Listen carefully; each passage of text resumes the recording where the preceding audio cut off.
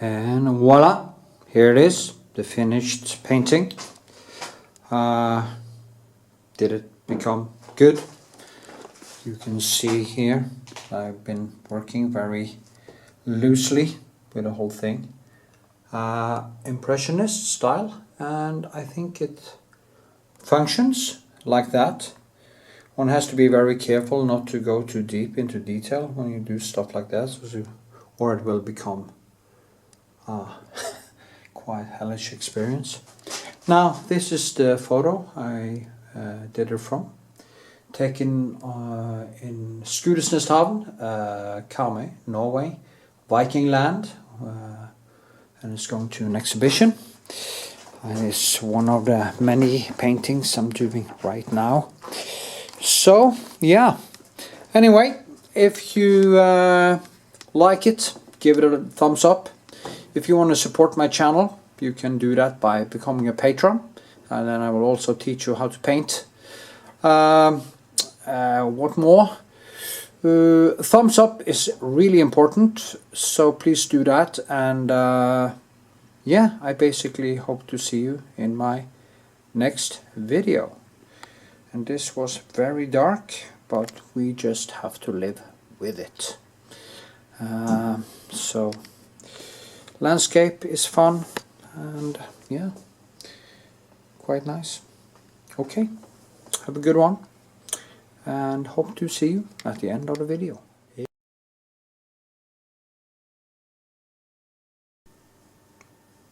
And voila, here it is.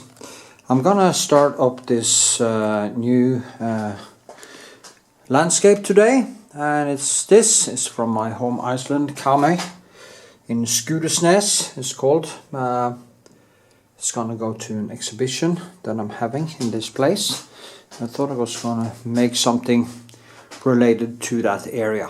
So come on and watch me paint it.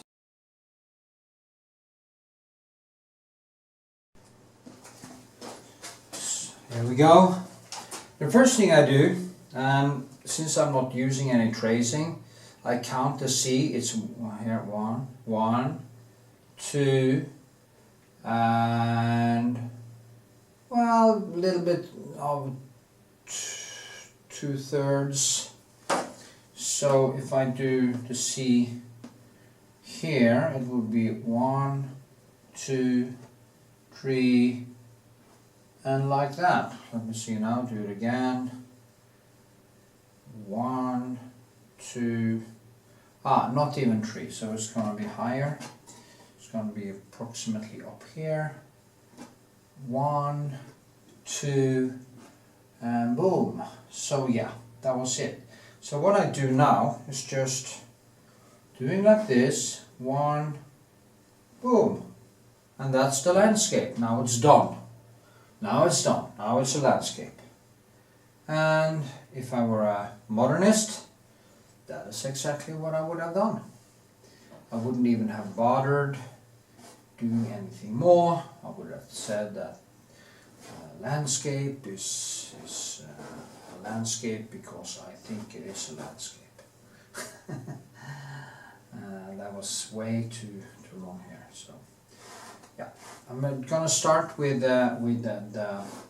what's here, and so I go in here and I start sketching, trying to figure out where it is, like using my blue.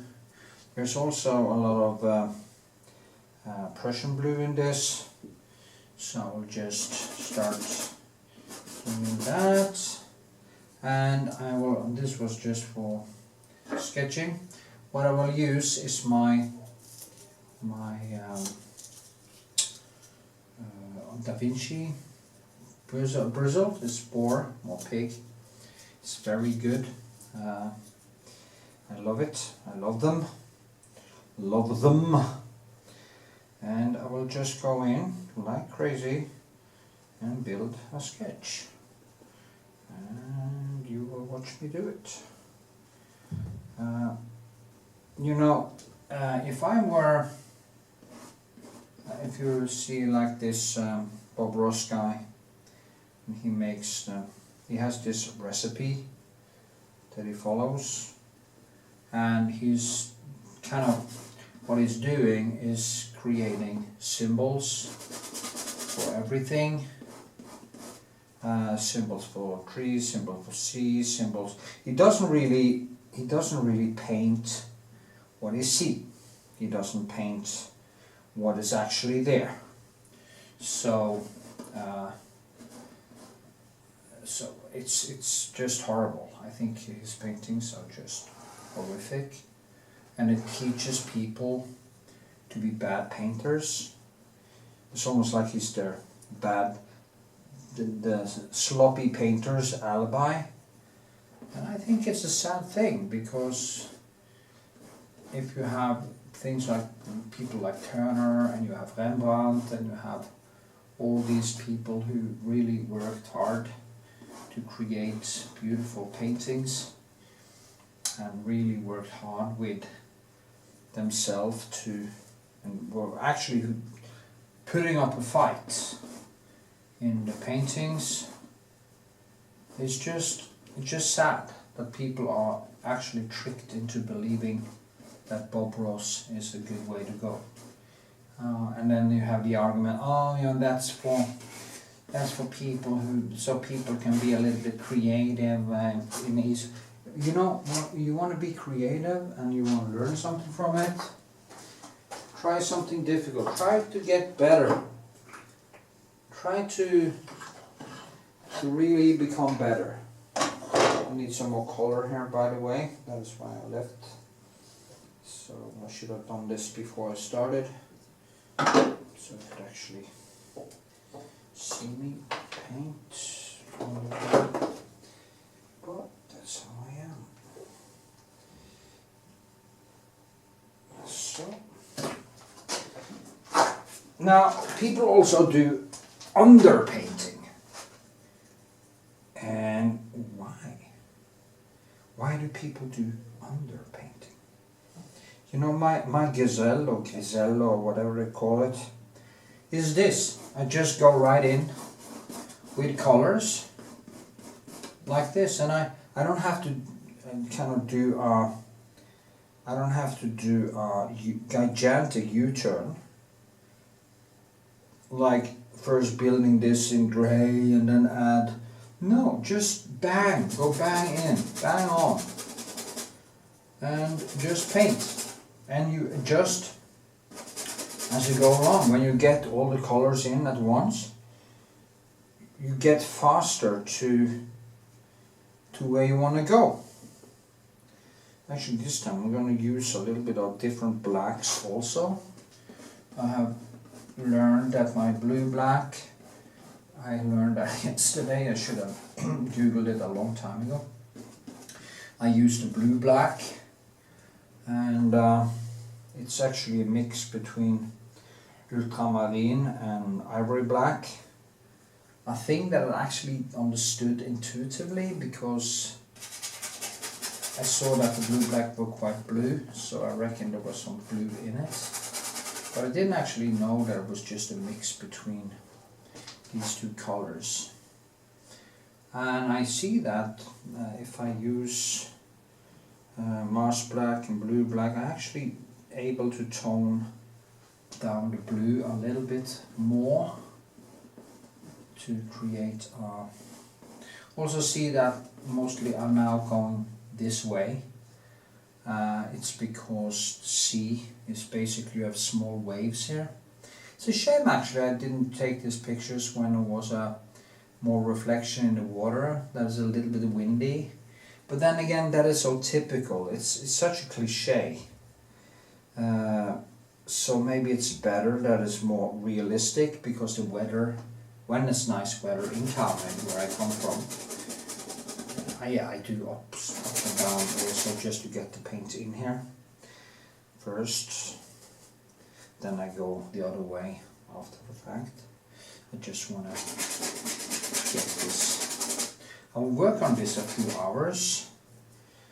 Maybe I should film the whole sketching process, but I'll see how fast it goes.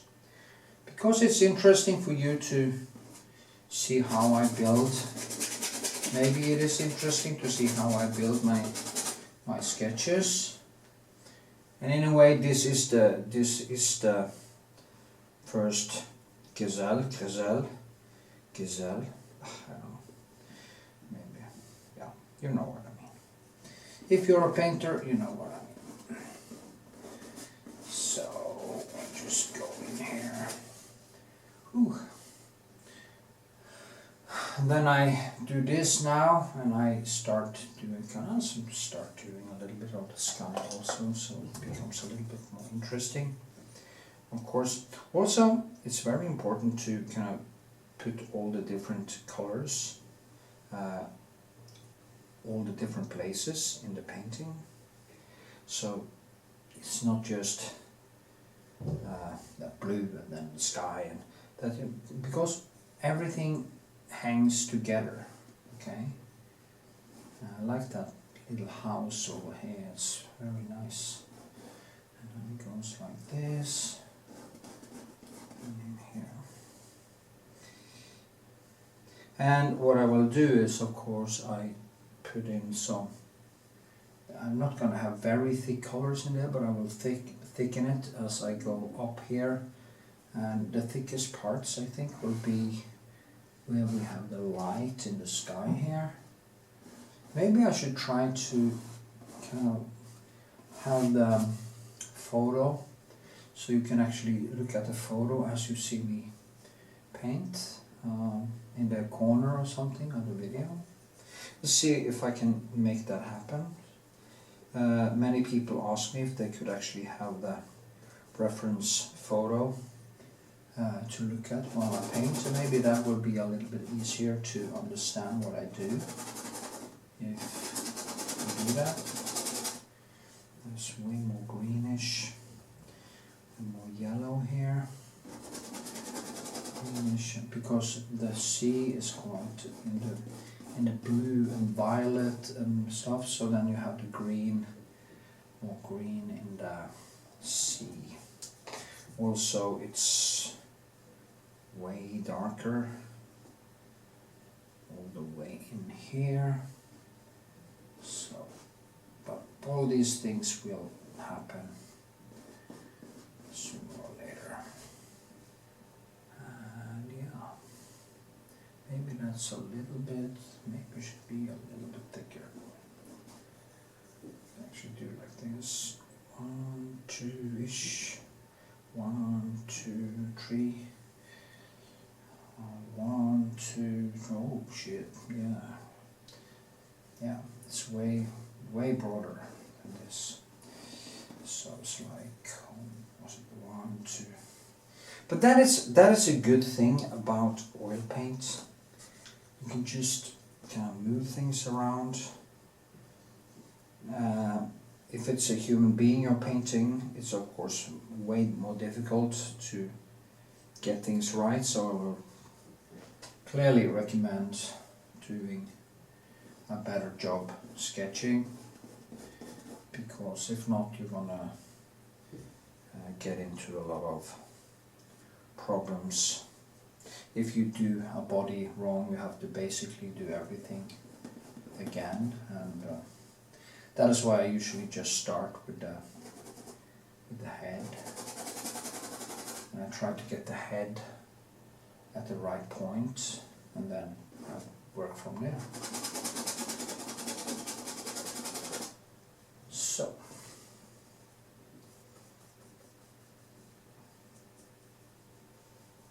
I think I'm gonna do 20-minute takes and then take a break, because it is good for me to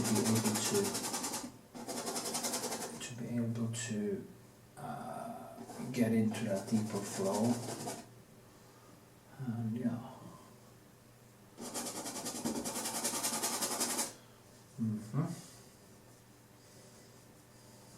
You can't do paintings like this in half an hour, you know, like Bob Ross did, because they demand way more over paint and way more adjustments of colors and stuff. It is not as detailed as a still life or a portrait or something like that, but you want it to kind of come a little bit close, you know. The things here are kind of dissolved and I can take some freedom and I don't have to kind of get hung up in too much detail. And it's just kind of, yeah.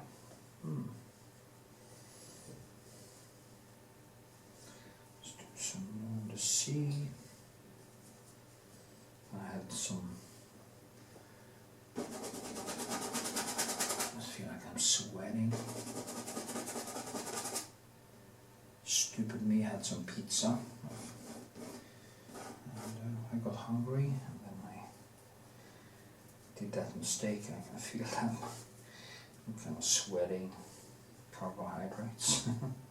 Usually I'm in ketosis, fat burning mode, and I'm totally over into carbs and my whole body is kind of boiling over with heat. Ooh. And also move around. That's good. I'm gonna paint a lot today, so I'm gonna burn through these carbs anyway. So, you know, carbs isn't even necessary because we are actually fat burning machines. Our genome is actually more for fat burn than carb burning. So this carb craze that we do is just crazy because it's not actually what we were made to eat. So,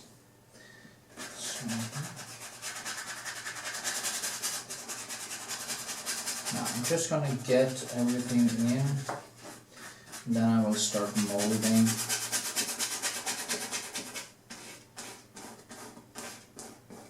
And after the fact, first I do the whole sketch, then I do layer basically number 2 and 3 at the same time. And I actually have another landscape like this I'm going to paint also today actually, so hopefully I will get over 2 very nice sketches today. And yeah. I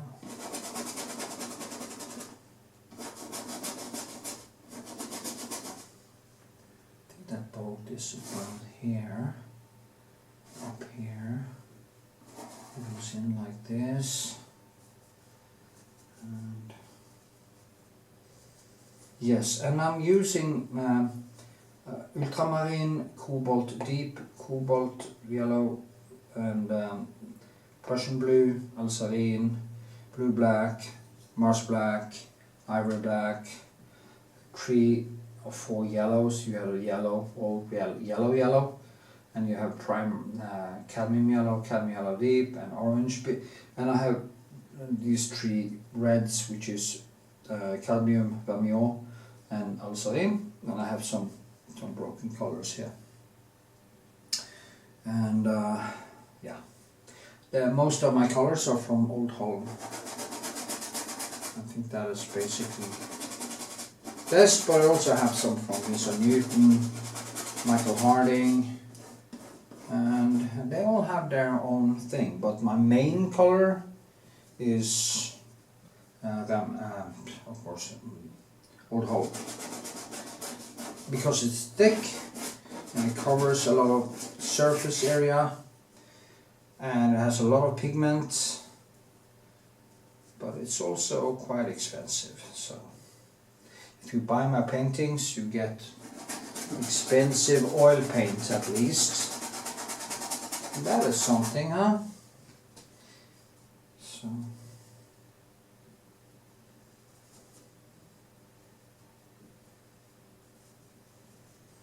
they say make painting look so easy.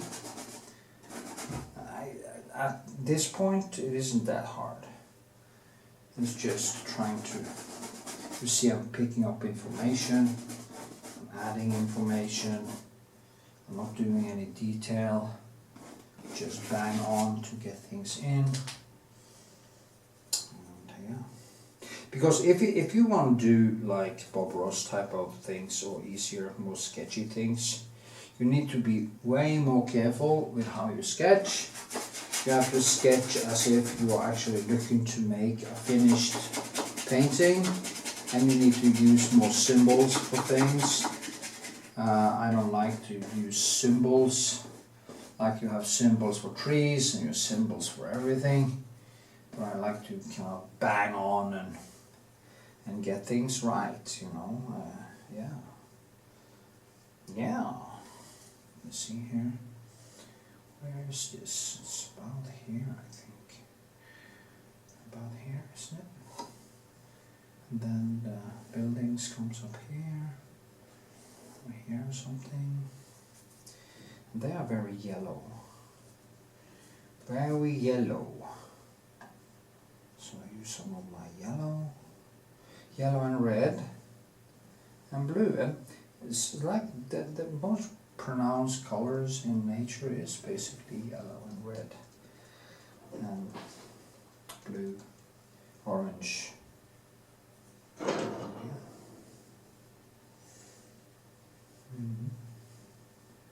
So just, and then these will of course be quite thick compared to the rest. And this one is basically here, I think. This one like this over here. This stuff here. And that little island over there, Iceland. That little Iceland. But that is also things I can kind of do later. Let me see. Need some more color. See how much time this is. That is 19 minutes. Okay, just do a little bit like this. Yeah. So go for half an hour. Yeah.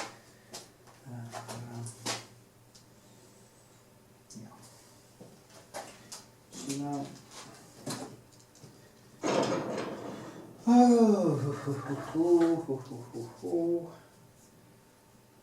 More colors. Maybe I should have a bigger palette when I do this work. Could maybe make a difference. See now. Where is that color? Oh, there it is.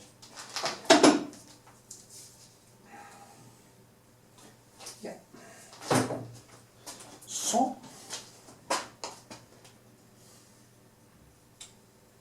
I need more medium.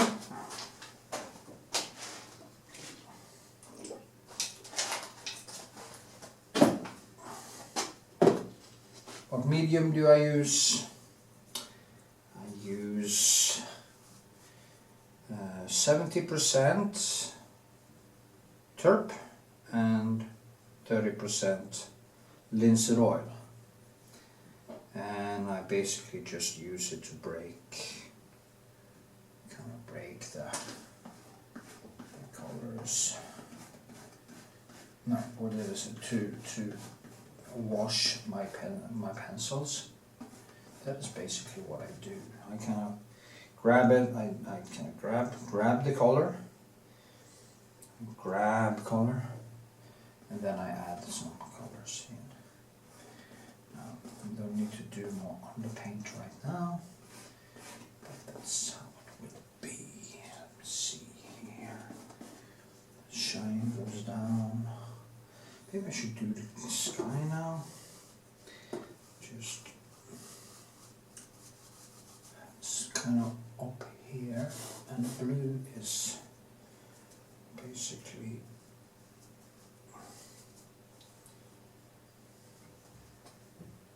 here, like this.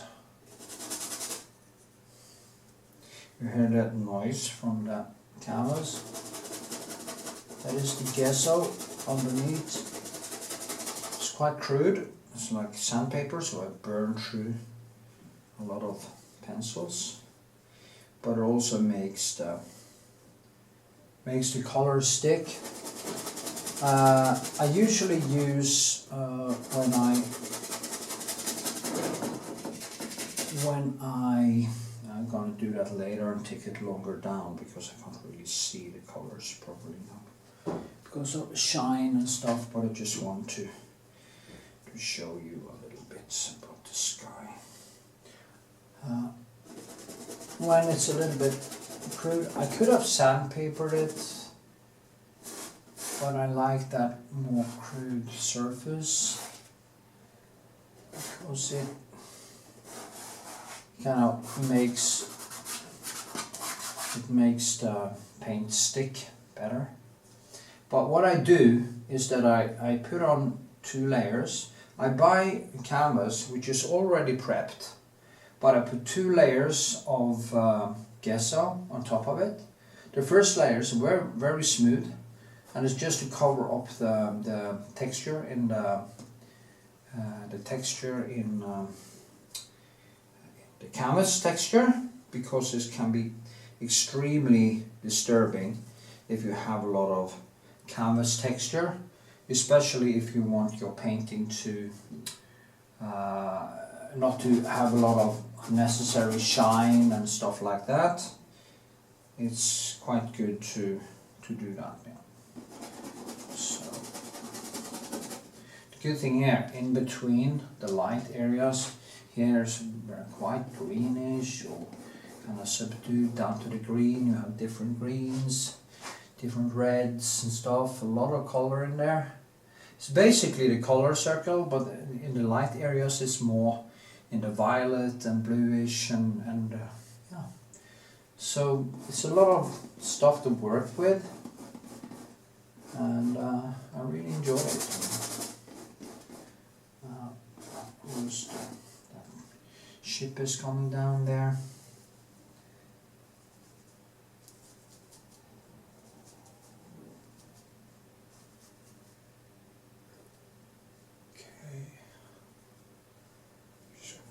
Some more. A little bit of more yellow. I almost did say grey, but I stopped myself. Well, I did say it, but because it's not grey, it's just different colors.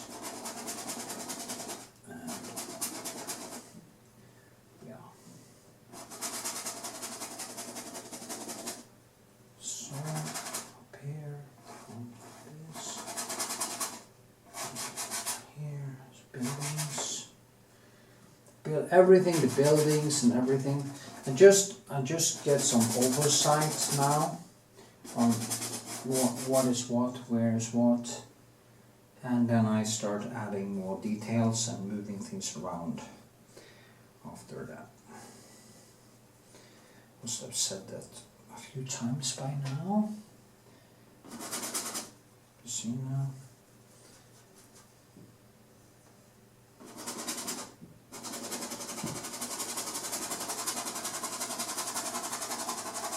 It's nice with all the things that has also happening in the clouds. It's not very intense, or it's kind of hyperbole or cliches, but it's very subtle and very nice. Anyway, I'm going to tone that down.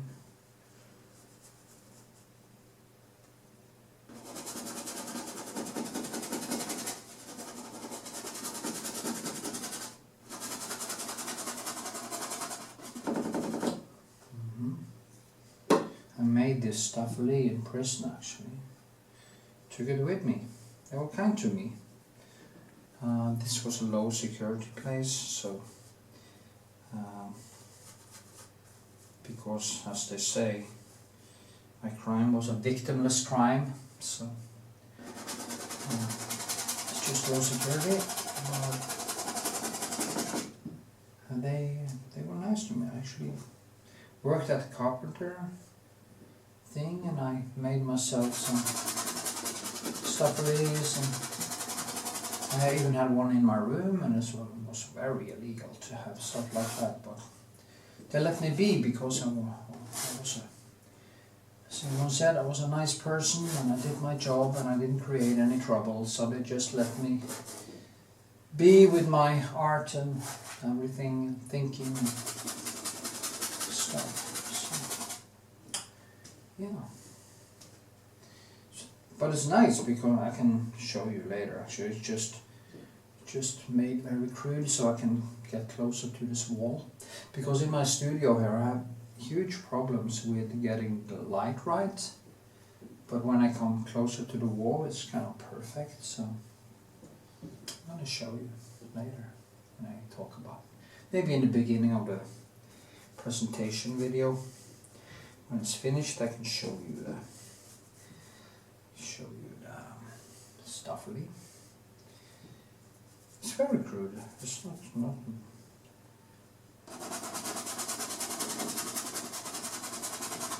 I just went into the dumpster with a true away the materials I wasn't going to use, and I picked stuff that I could use to to build things.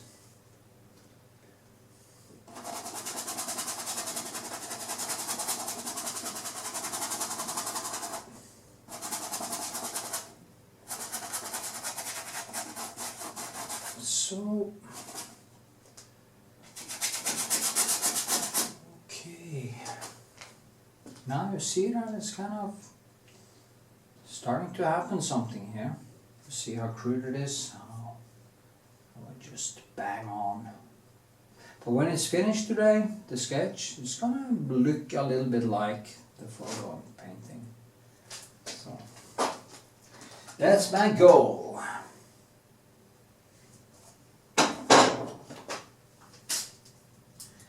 When I sketch now, I'm actually using up some older whites I have. I'm actually using this Titan white from Van Gogh. So I use different colors, but it's not something I will use for the last layers because Old Holland is so much better. But I got these colors from a friend of mine, so I just want to use it up. Get rid of it.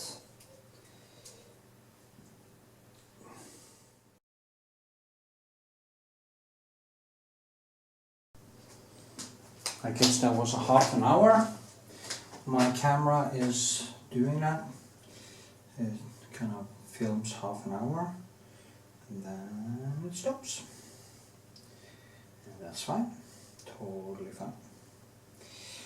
See now. Green.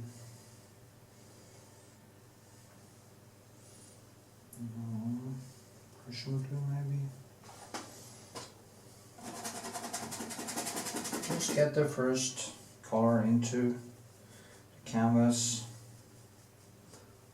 so I can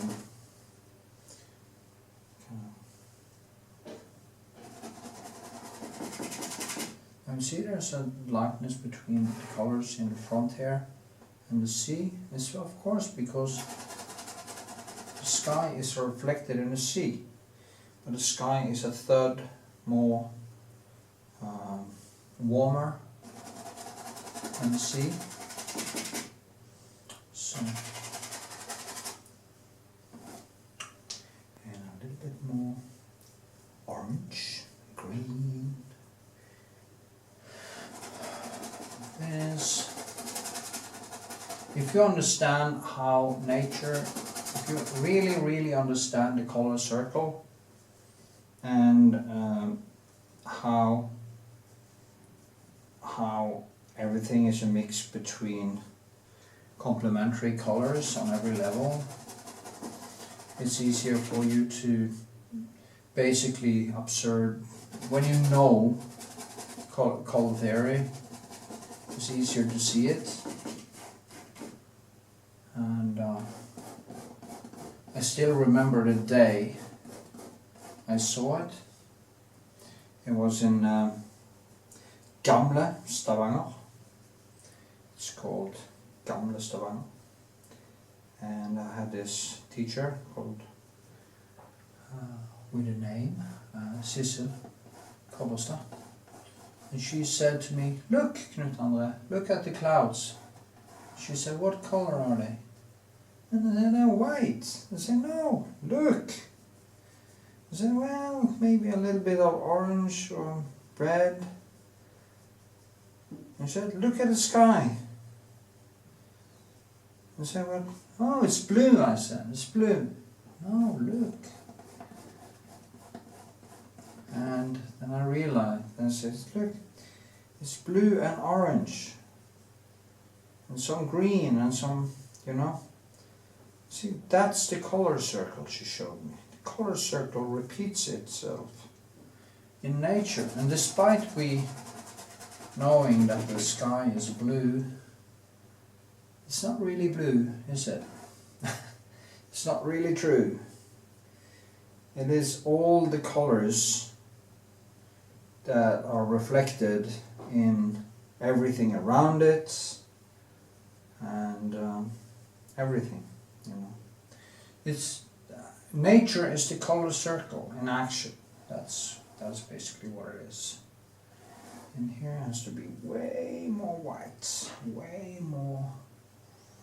Oh, what is it? Is that green or is that orange? Or is, yeah, I shouldn't have that pizza, that's for sure. I'm sweating like a... Well, pigs don't sweat, I've heard, so I can't be sweating as a pig. Oh. There's a ghost here. Well, anyway. Because up here, of course, it's more in the green. And it's more grey.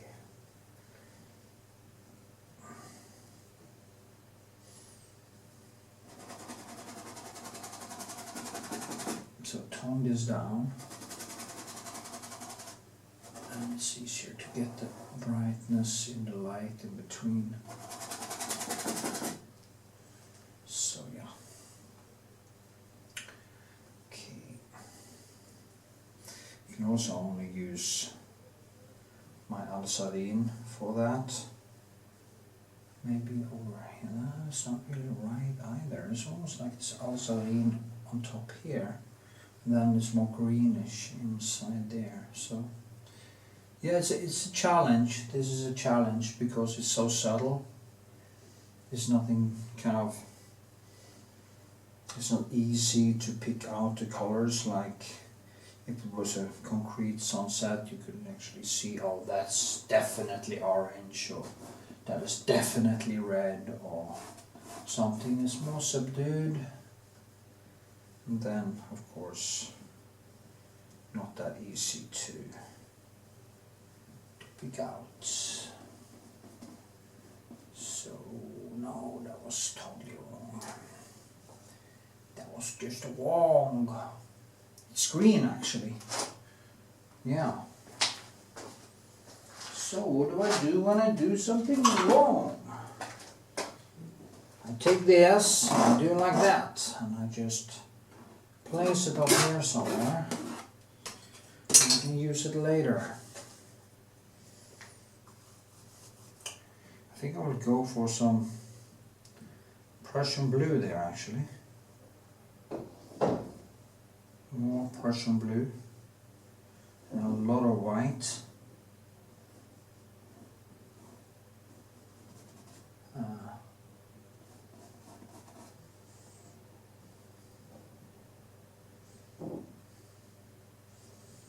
Yeah, think like this. Thick color. It needs to be thicker. Maybe I should just add in some white for now and then add colors on top of it. There's also a way to do that gazelle thing. I can just use white and I can just kind of add the white like this. And then I can go in later with color in different directions. Do the same here.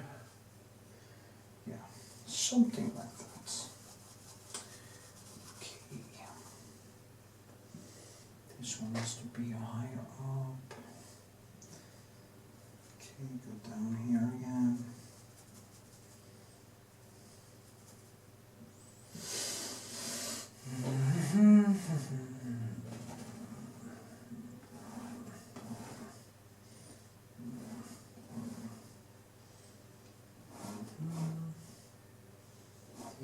ship goes like this.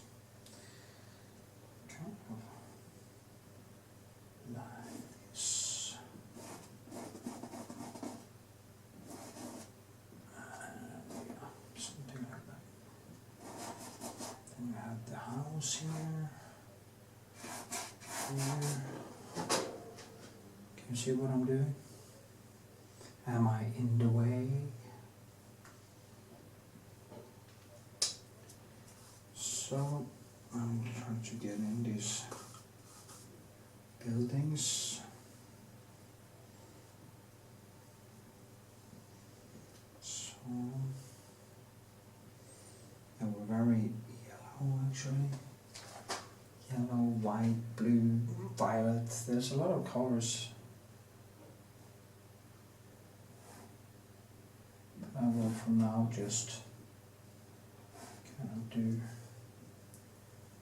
very rough. Very rough.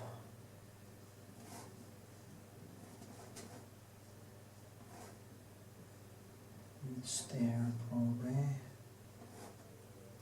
Something like this, and there, and here, and you have this one,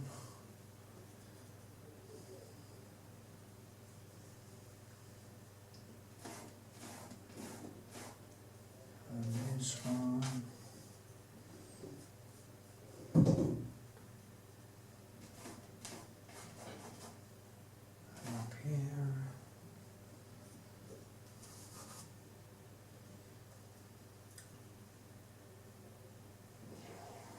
Yes.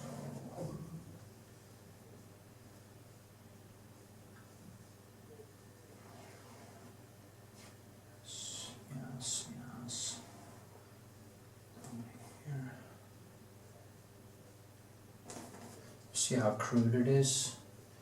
Just adding some.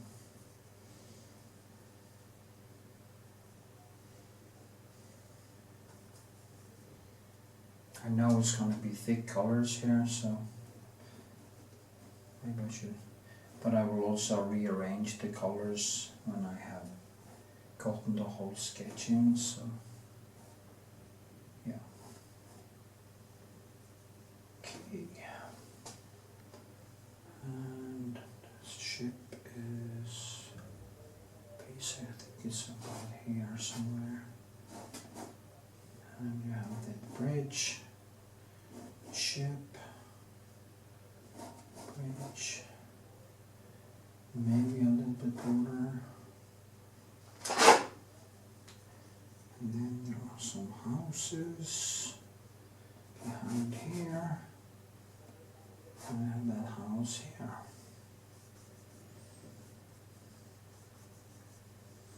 That is in the shadows actually.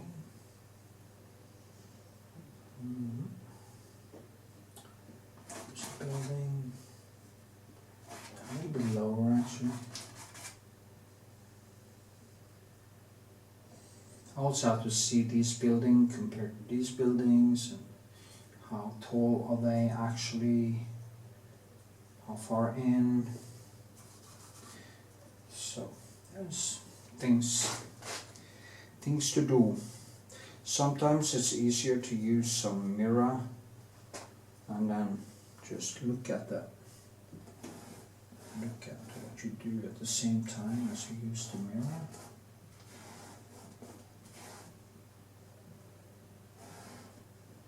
I'll do that later. Here. And this actually goes down here and like this. Yeah. Behind this there are some trees here. Start like this.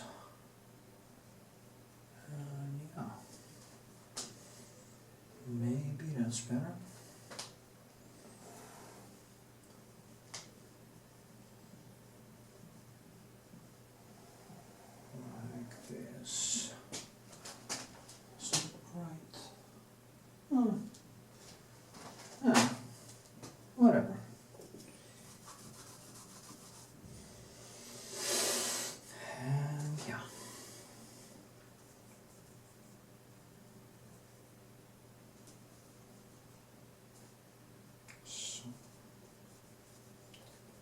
deepity.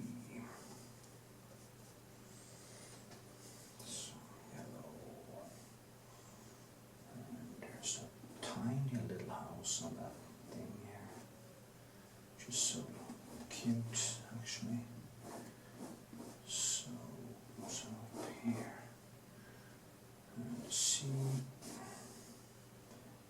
And the boat. Yeah.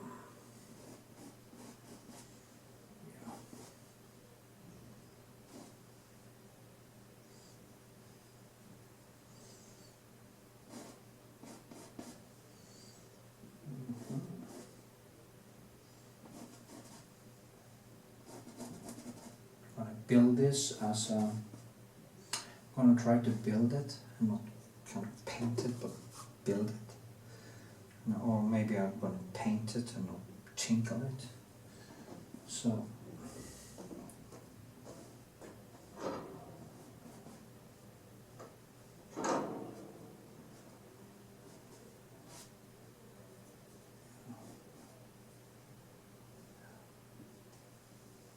Later.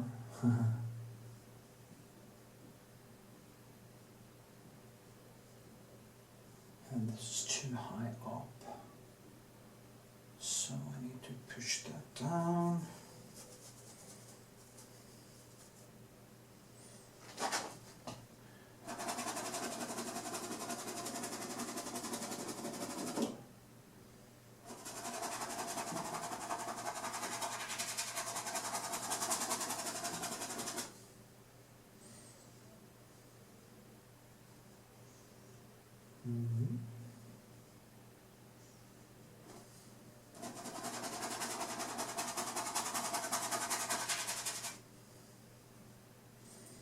Because this sky comes all the way down here.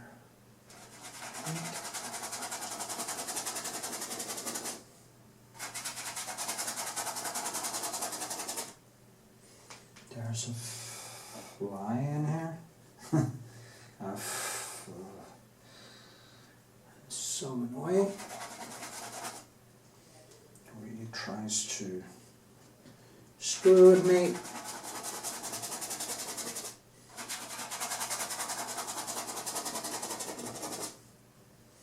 You see this sketching process is like a dance.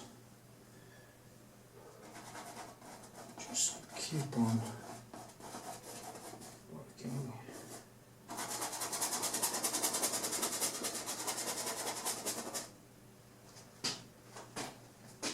Yes, yes, yes.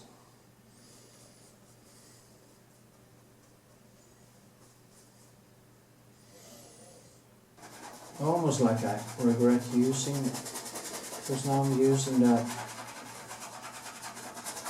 white from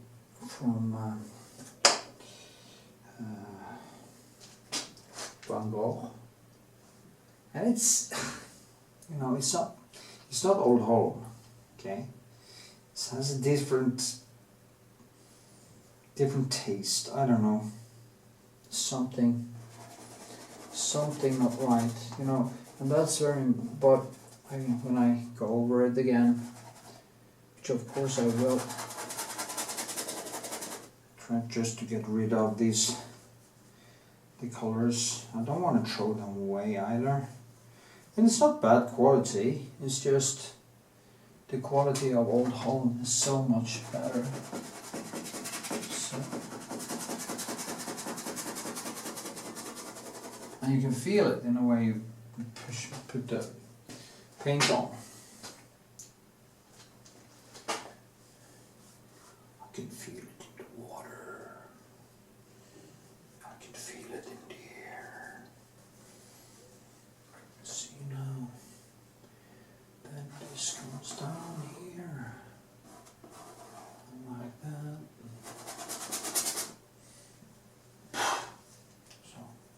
I don't like killing things, not even insects. Bullies I have no problem with. Bullies are fine. I can kill a bully any day. But innocent animals that haven't done anything to me, so it's not my thing. Even insects. If a bee comes into my studio or something, I try to catch it or make it fly out. I don't like to just kill.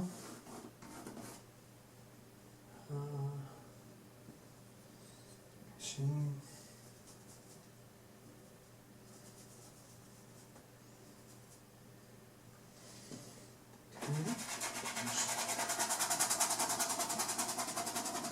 Now what I'm doing is trying to get all kinds of colors into it from the start. Of course I'm mixing now colors together on the surface basically. Here it became a little bit too much red, so I kind of bring it back up again, or more up to greenish with some Prussian blue, and just keep banging on here. The thing is to get that feeling of that it actually is clouds and stuff. That's important to me.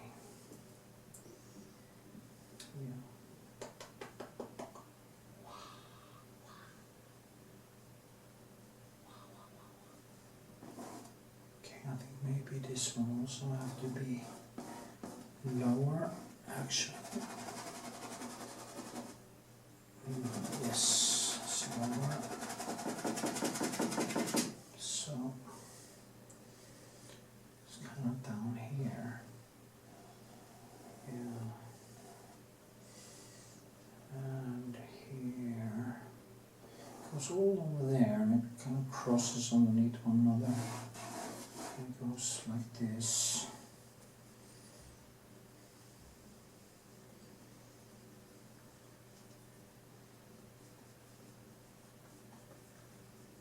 Okay. Here, I think actually. It's quite low because the masts of the boat actually goes through it.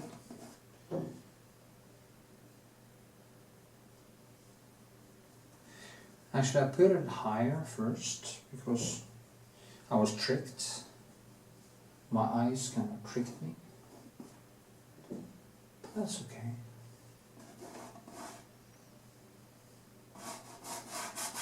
So,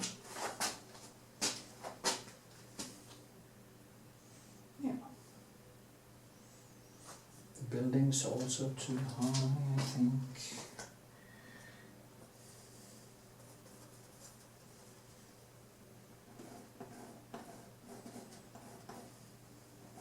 The thing about paint, you can just mold it and mold it and mold it.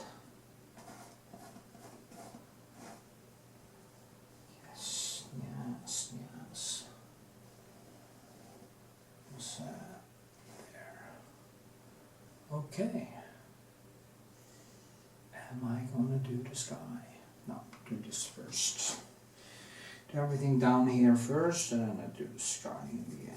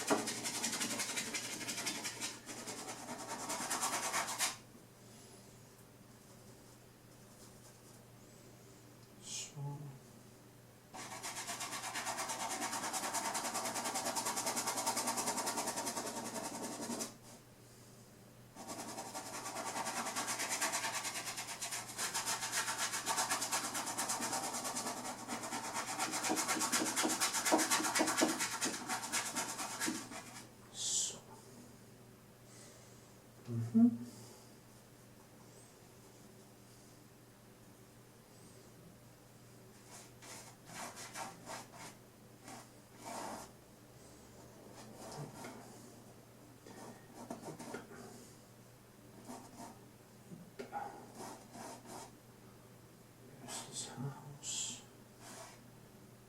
This one. Yeah.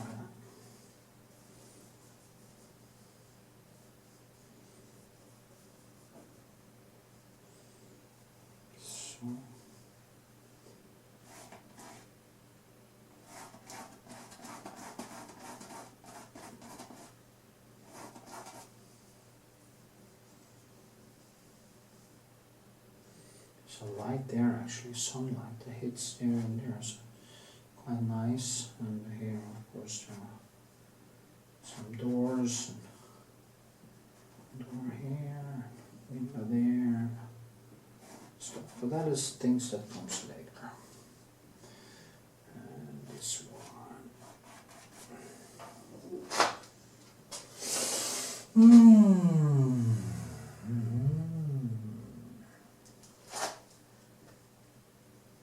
This one is also so cool.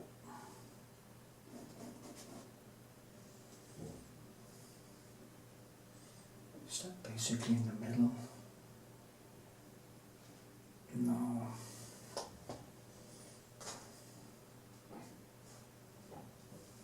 Something also. Yeah.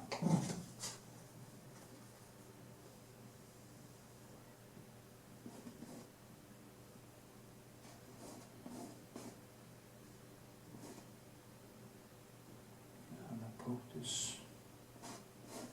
far bigger. So this will be like here. And the mast comes up here. And this one. There. Trees. No bees. So like this. And of course that tiny little house on the prairie, all the way down here. This little house, probably world famous in Kame. Oh, that little house is so cute. Why would anybody live there? Guess maybe it was a lighthouse or something. I don't know. But it's cute, very cute. We have this thing.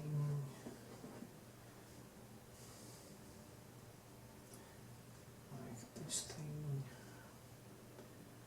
And this. Yeah. Okay, now it's actually starting to get somewhere. So you can see how it shapes. Chip, chip, chip. A little bit there, a little bit there. Boom, boom, boom. Boom, boom, boom.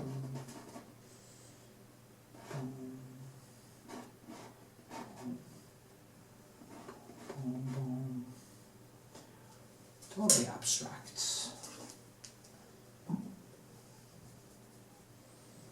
We need more white. So.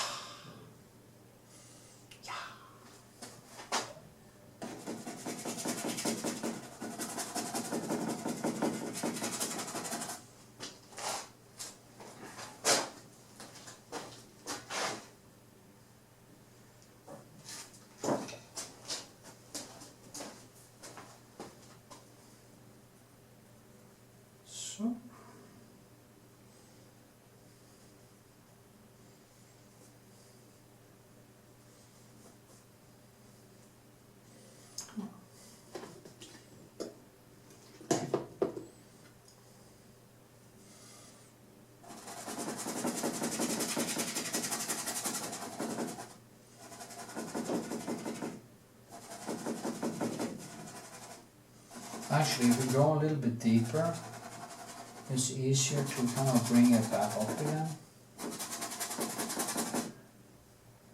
So, yeah, it's not a bad thing really.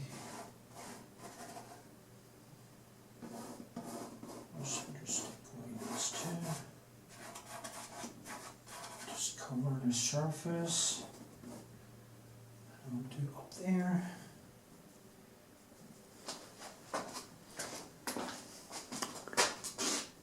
Okay, 3 minutes to go. I managed to get the whole thing in for 3 minutes. Then is it exactly 1 hour. My 1 hour sketch. I think that will be difficult. So I guess 1.5 hours will be more close to what I used to.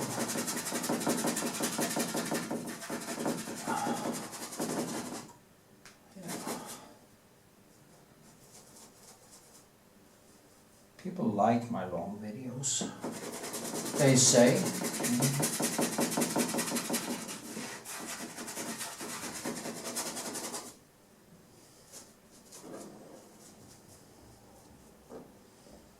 So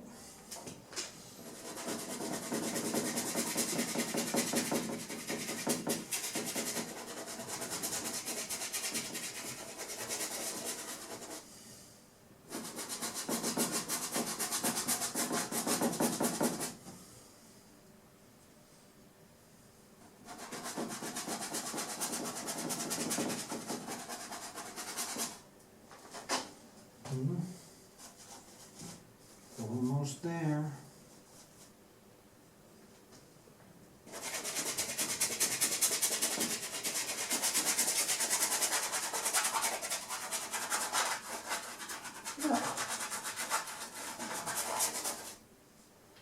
My 1 hour sketch. Crude, but good. Very crude.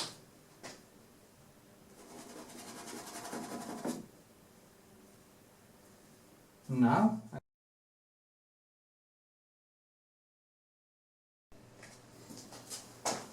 okay, here we are.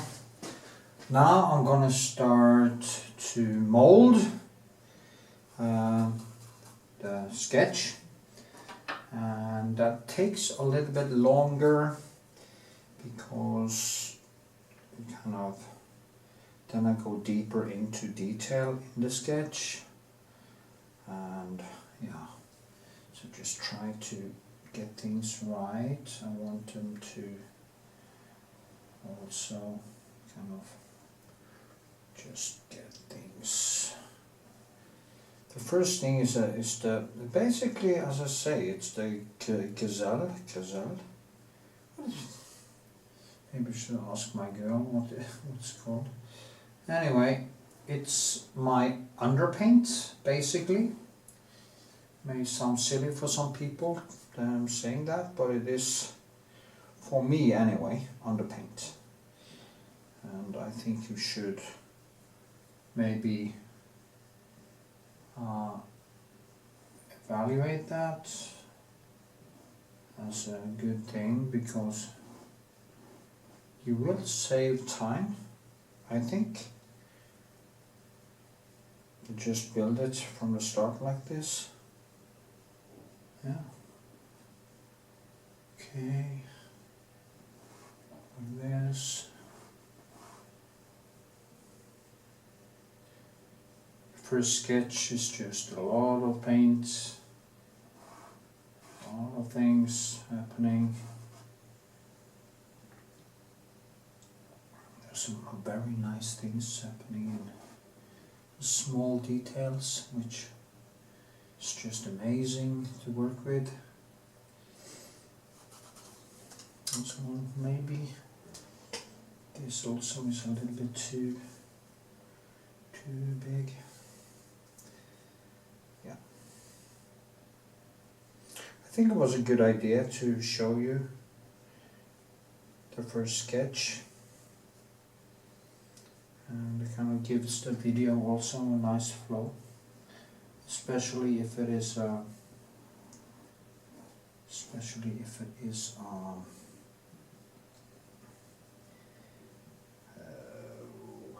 is it?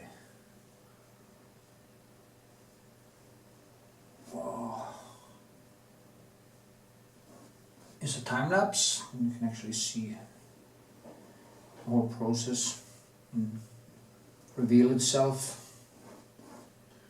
So,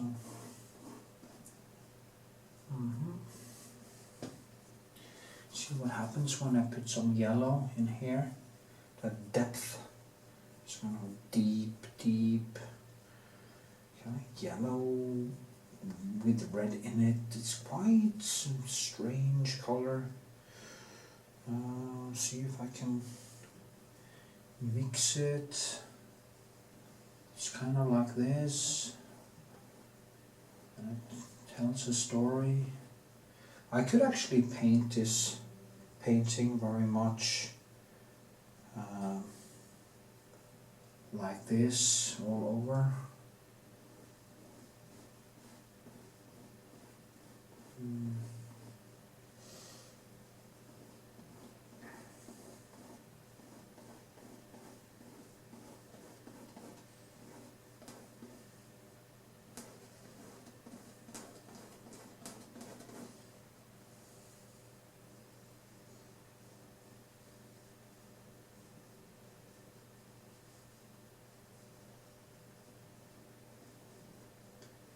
So here we are.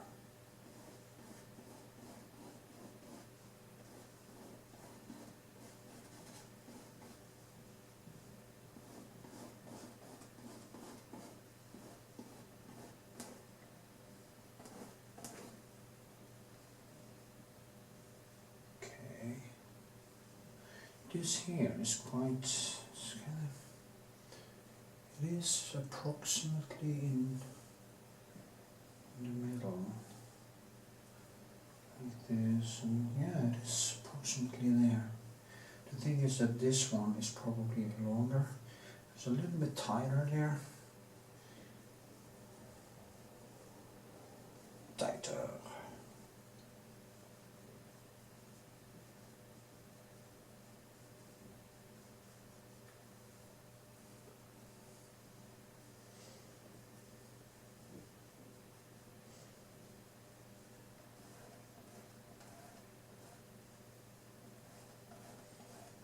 There too I have this beautiful greenish thing, yellowish color with some blue in it. It's a very nice mix between the violet and the yellow.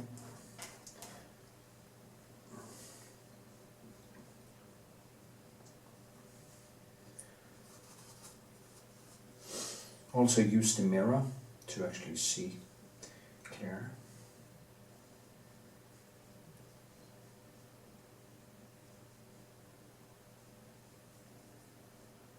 Okay.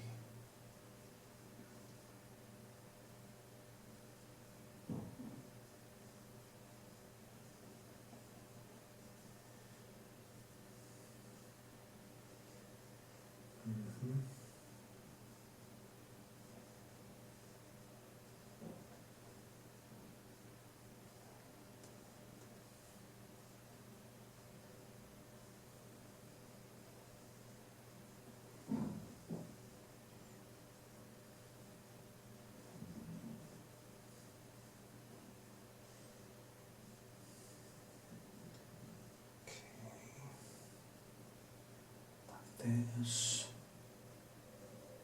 goes up like this, down in here, and this one goes deeper in, which is quite important.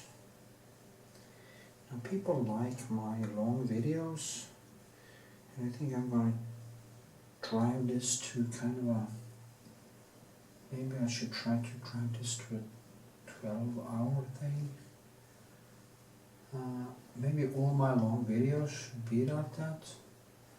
Then I can maybe post some standalones, just where I explain some brushwork and stuff, and then because in my long videos I tend to start talking about things that aren't necessarily related to painting. And some people of course like that too. And I really like talking about everything under the sun when I paint. So, but also important for you as the viewer, you come here to learn to paint, not to be lectured about my views on religion or stuff like that. So I hope you learned something anyway. I hope hope I inspire. I know I have inspired people to pick up the brush again and stuff. So it's nice to know. It's my contribution to humanity. Also, I think it's a contribution to myself. You know, it's like do something with your life and you feel there is some purpose to it. And here I go again, of course. But yeah. Anyway. Okay, let's see here the masts of the boat. There's a very nice. It goes all the way up here actually, over the. And it goes all the way down to the boat. And the boat is like this. And here's a mast. And here's a mast. This is information. How you pick up information. And it's weird. I always find it to be weird. Standing here doing this. And it's so fulfilling. Gives life meaning. And here I go again and again. Shut up. Stop this meaning bullshit. You're gonna make people commit suicide. Don't do that. Don't do that. It's soon gonna be gone anyway. It's no need to hurry up. You're gonna get there. Just enjoy the ride. It's like on a bus to go back to becoming a part of the universe. The great recycling. We don't need recycling. Given enough time, everything recycles. Even plastic. The plastic won't survive the heat death of the universe. And that is for sure. Totally for sure. So, relax and enjoy the ride. It's quite cool detail actually. It gives me something to. I wonder if it's going to be a little bit more. Maybe, yeah. Actually, I think it's going to be here. So I put it in the wrong place. But that is very easy now because it's so. Just do like that. It's gone.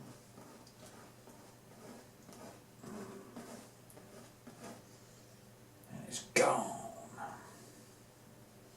Gone by the wind.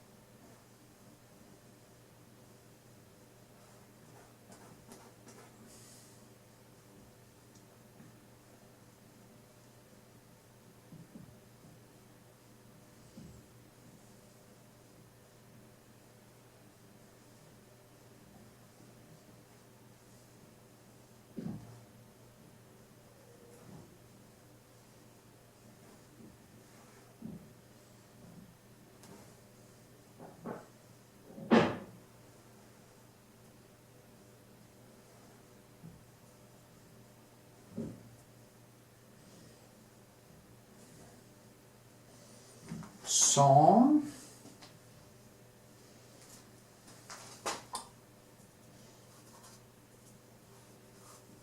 And yeah.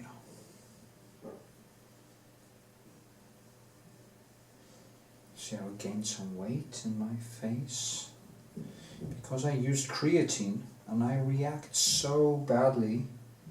I get so bloated and I look so much older when I use creatine. Something is in my intestine. There's something in me who really doesn't like creatine. I've been testing it out now.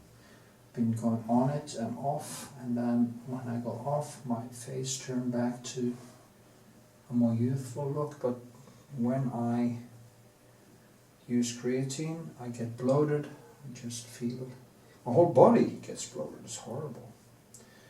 So I'm trying to quit. I mean, I never used creatine before, and I was very well trained. So it's kind of, maybe it's hype. Also, it's kind of so always gonna. Okay, I'm gonna do clouds up here in the next segment. Just want to add in some because I need to take this down a nudge.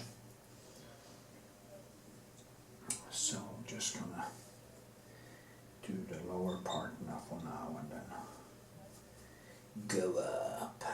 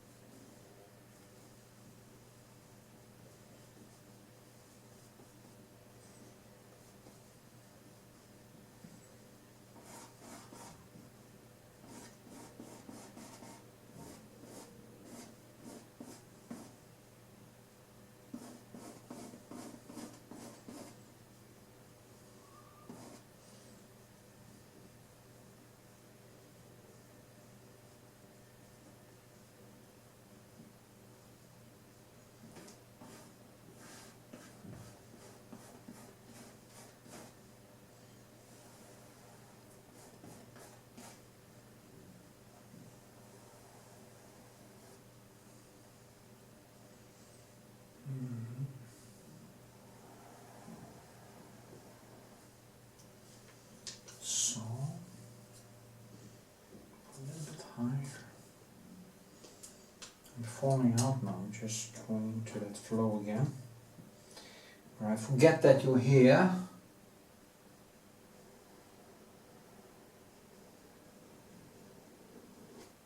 Like this. And here. Yeah, I think that was better. Yeah.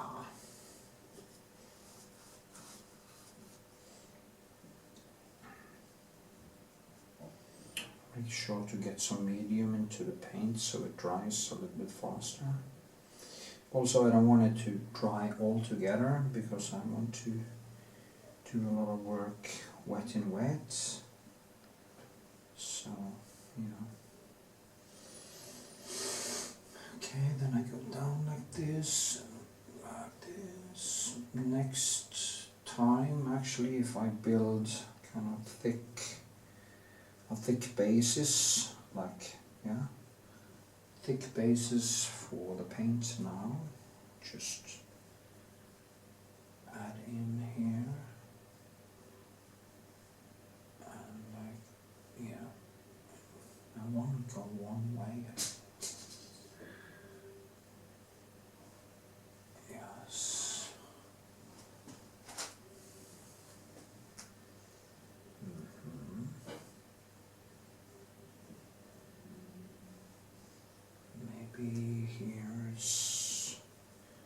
It is kind of green.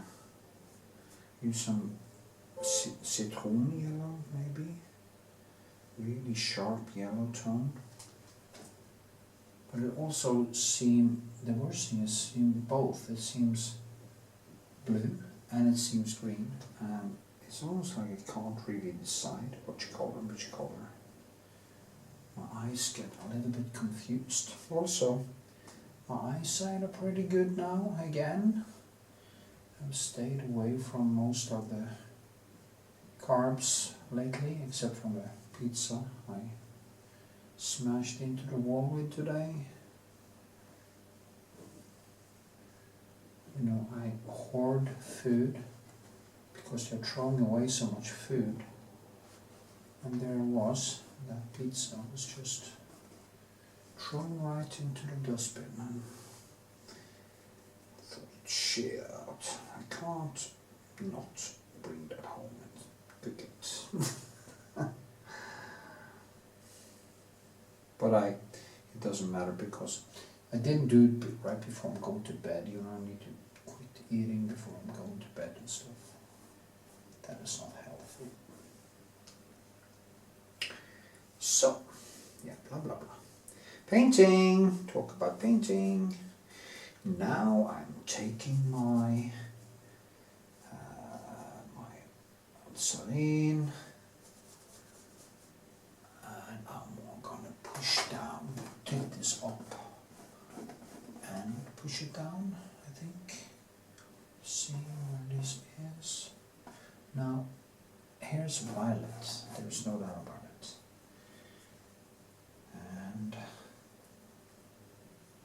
But the violet is subdued, so I need to kind of.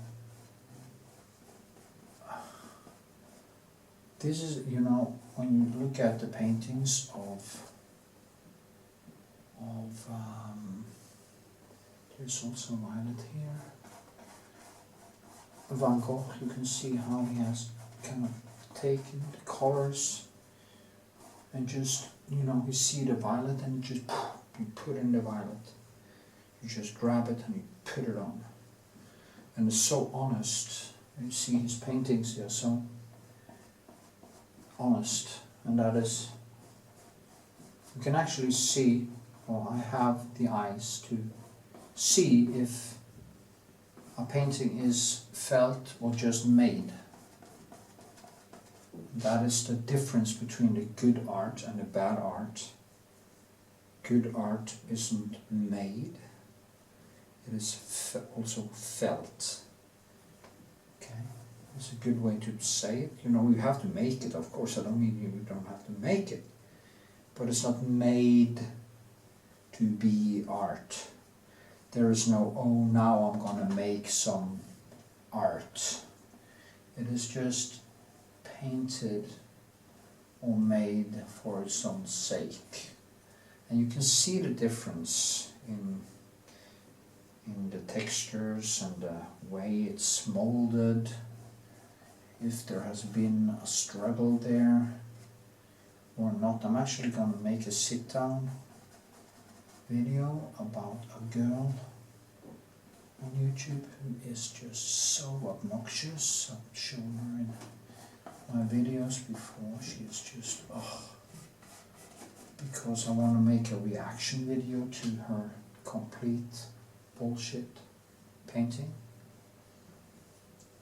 And people are falling for it. It's almost like this sad, almost like the worse it is, the better people like it, you know. The more complex, the less people want to view it. It's almost like to make them feel stupid. People get angry when we show them something that is real or tell them something that actually is real.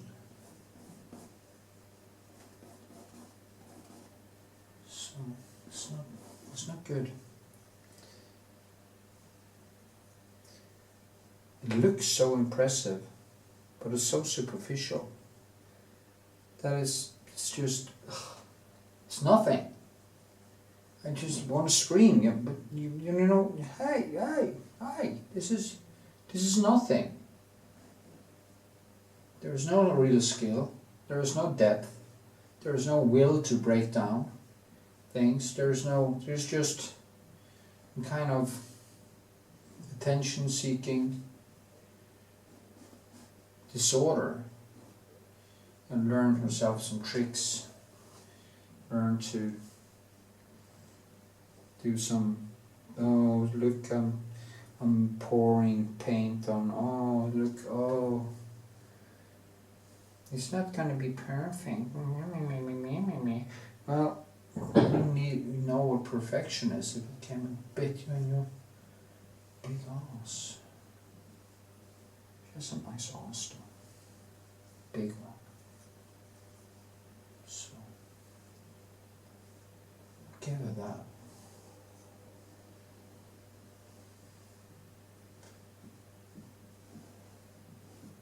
But that is not her fault, is it? That's just genetics. Yeah, well, it's a little bit her fault because she's clearly eating too much. She clearly has some kind of eating disorder or something. Because of course she's kind of, well, she's sweet. You know, she could be sweet if she was honest and not a, I would say a borderline, almost a borderline narcissist. It would be great, you know. So yeah.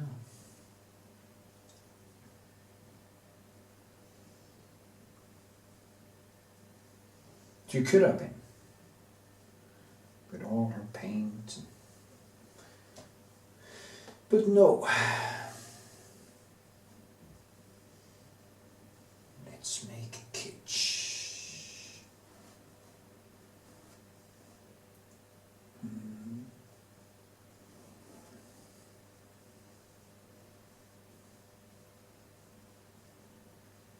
Maybe I should just go see if I could actually finish this within the 12-hour mark.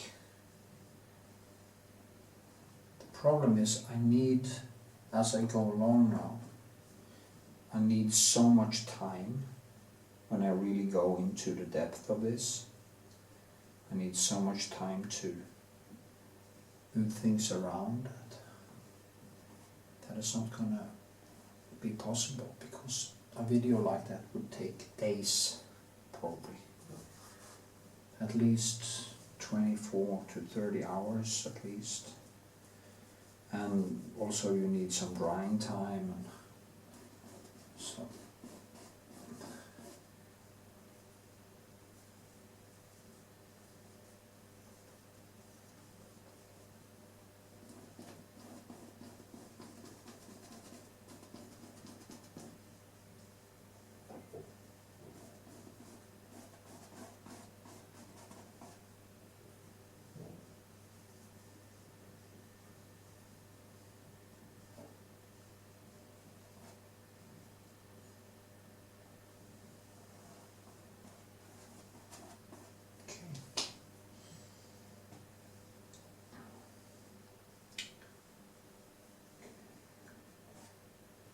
This is going to be a little bit higher up.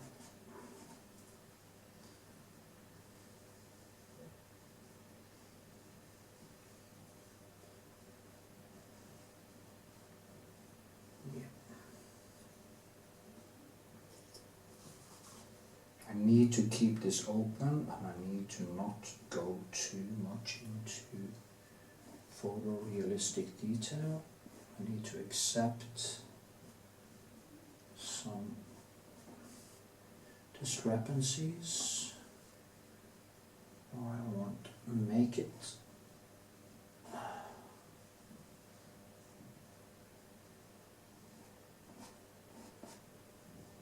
see now.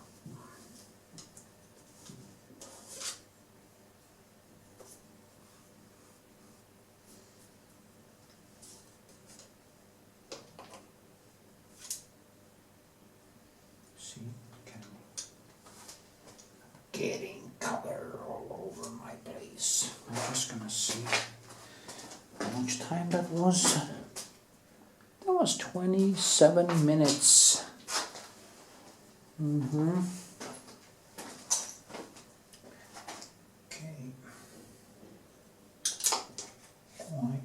Okay. Okay, here. So there, and there, and there, and there's this one.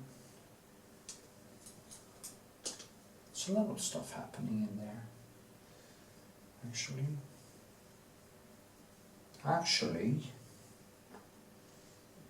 And there's these things here.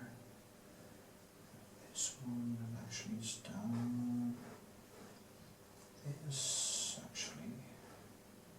Actually, there,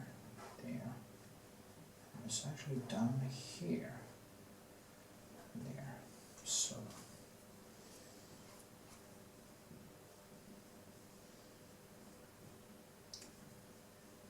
It's like here.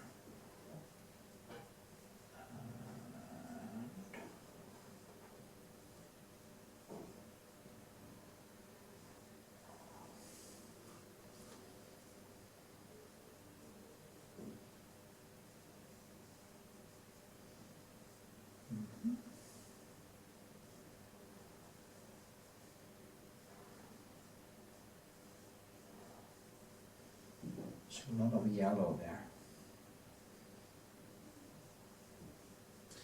Lot of yellow.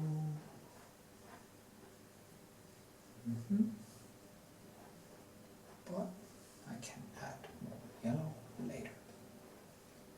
Yes, I can. I will take a look in my mirror and I'll do the upper part.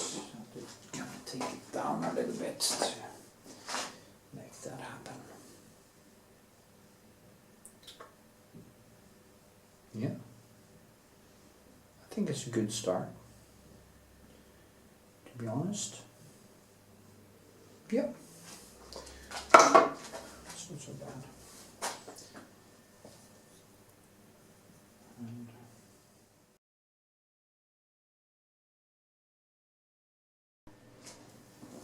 And voila, here we are again. Now I'm gonna do something around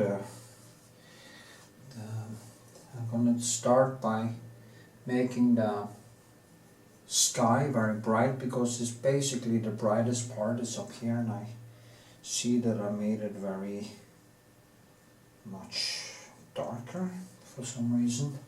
So it was probably just because I was in a hurry. So I'll go up here and give it more bright light underneath. As you can see, it's basically building on the paint. Just doing it with paint, with colors.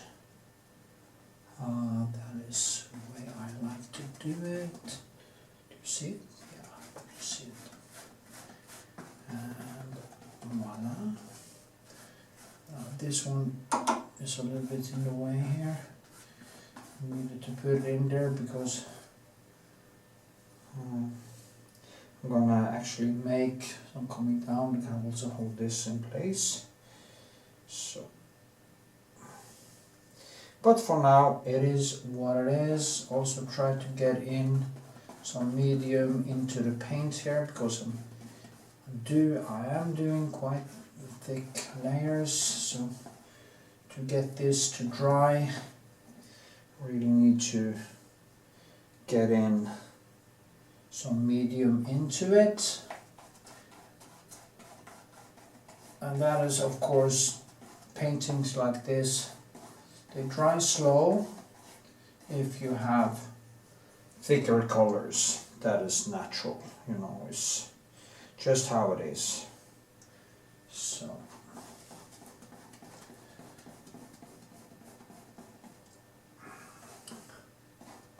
that's very blue, so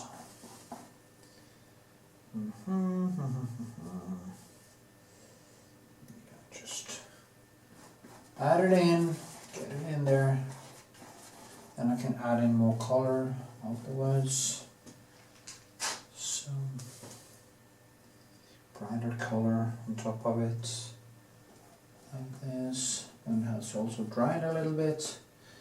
You see, getting more sticky. Like tomorrow, it will be more sticky, so it's easier for me to give it the second layer. So, zimzalabim. Okay.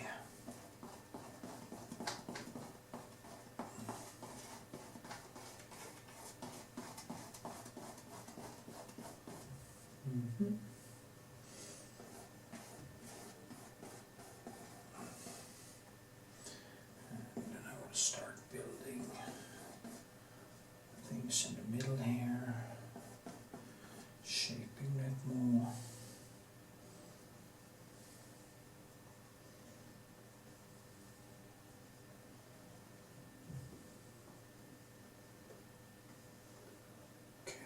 Also some violet. Sprite there, and it goes a little bit more. It's violet over here, or in color.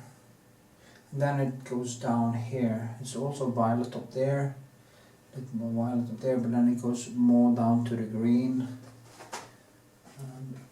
Yeah. In the underpaint, let's call this underpaint because that is what it is. It is underpaint. It's just that it is paint. If you get my point. It's actual paint. So.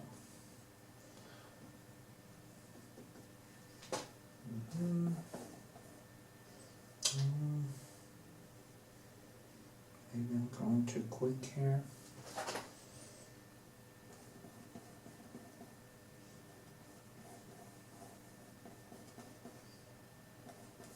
Some people actually think sketches like this are quite beautiful. Personally, I think they need some more.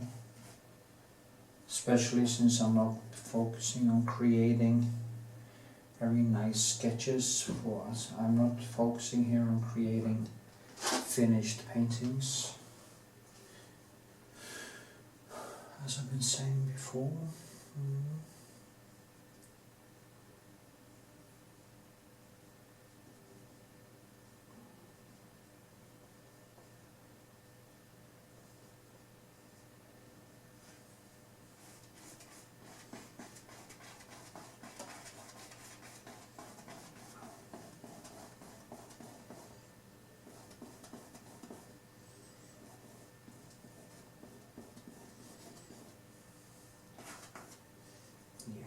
There's darker, more violet, not violent, but violet.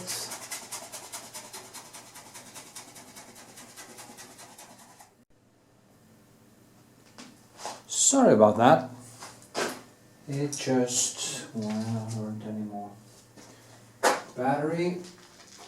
So I just need to, recalibrate, or whatever you call it. Where did I put my pencil? There it is. There it is, okay. Now, it's very subtle, the clouds and stuff, but I do have more yellow in them. And there's some, maybe some green.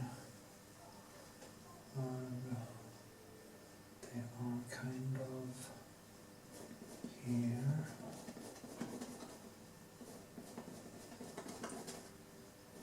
This.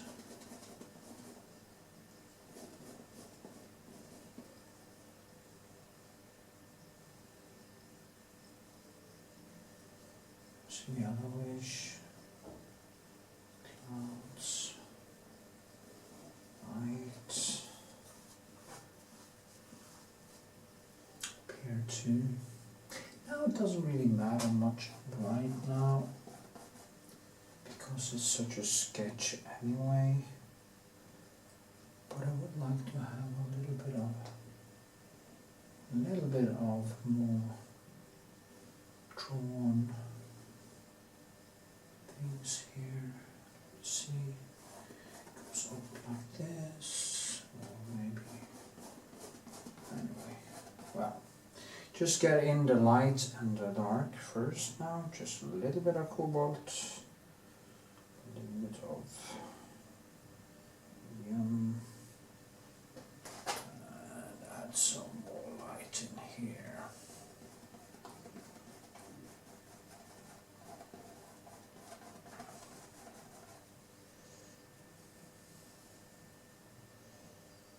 So, cobalt. It's not that often I use cobalt actually. It's not the color I am using the most.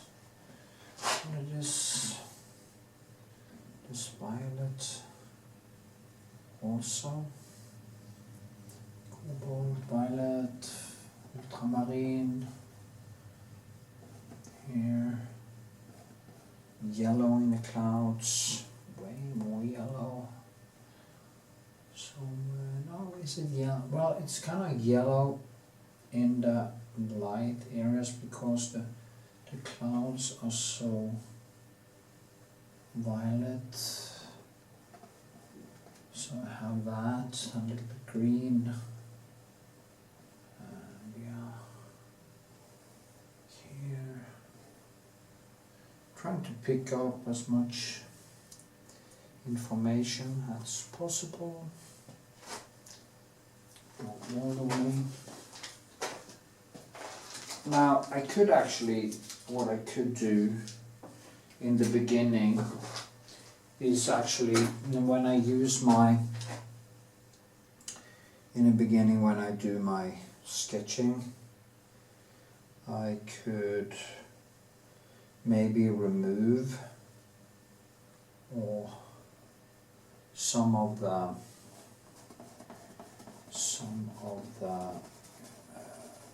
darkened pigment I put over it, maybe, or build some texture underneath where I know there's gonna be clouds in the gesso and stuff. I've done that before and it works quite well, especially if a painting is very big.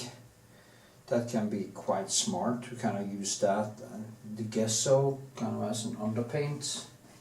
That way you will save a lot of colors. So yeah, I would say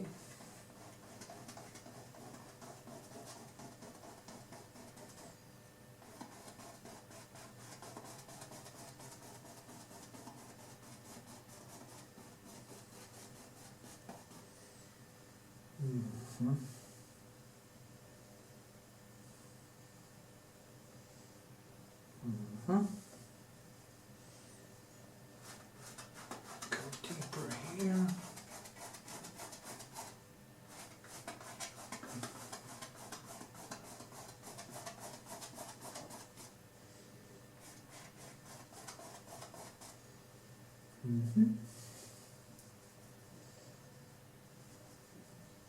The violet is very important for the green and yellow to start kind of bubbling and become something. Now there's a lot of points of light within the clouds here, but these things I need to form when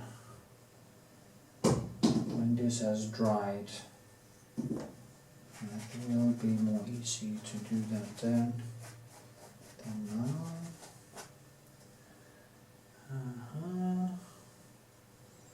Some more yellow,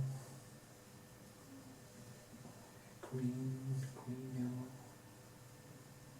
green.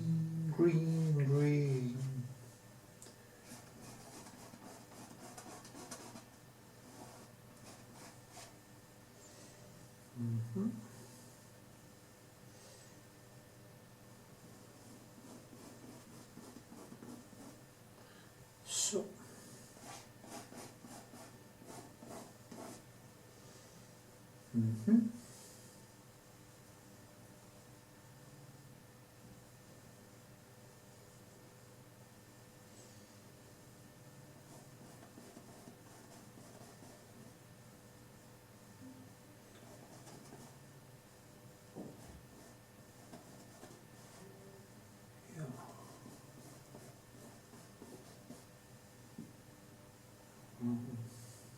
green. It's green, yellow, violet, blue, all kinds of colors. Beautiful colors. It's very green. Then it turns into violet, more yellows.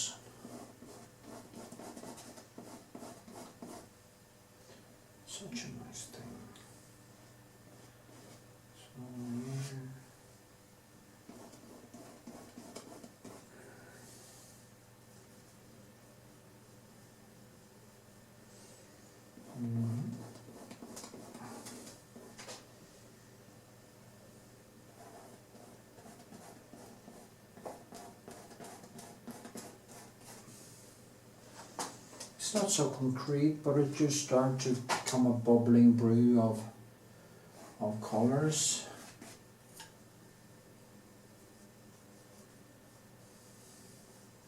This is basically Impressionism.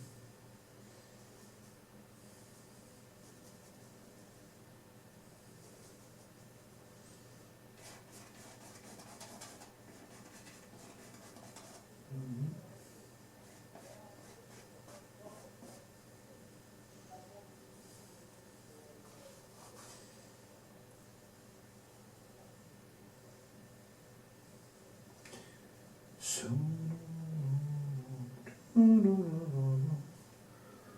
okay, yeah, I guess I can't get more paint into this today.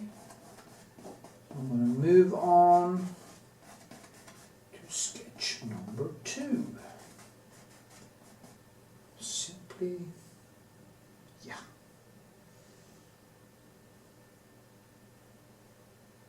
Mm-hmm.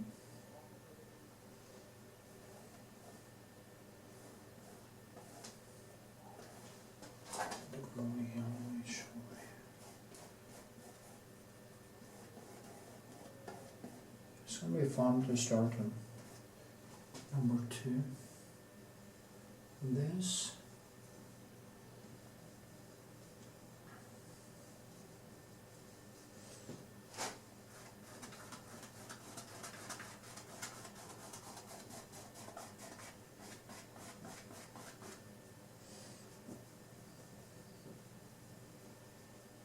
So.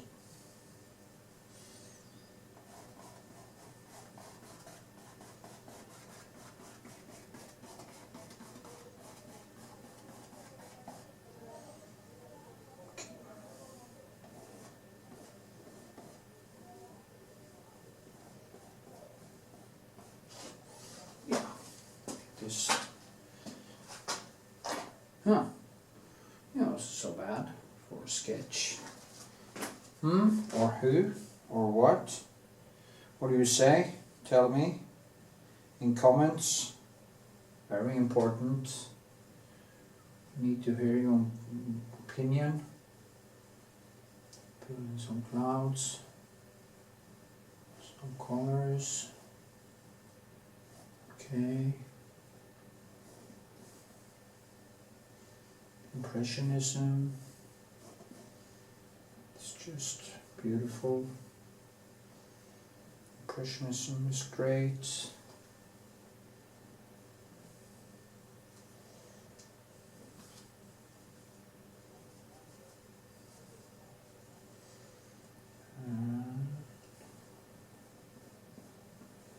Well.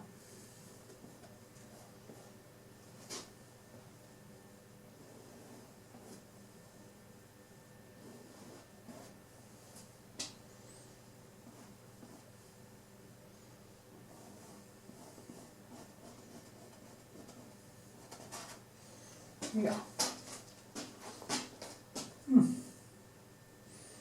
For some people, this would actually be a finished painting. But for people like me, it is not.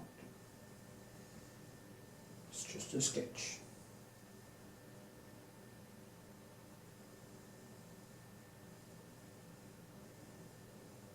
And with this, I think I'll rinse my keys. Yeah. Just a tiny detail. So, okay.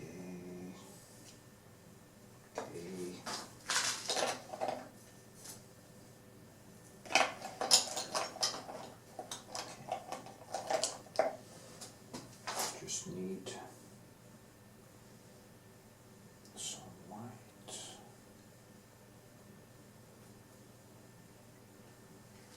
And some yellow in a house here, which is here and there and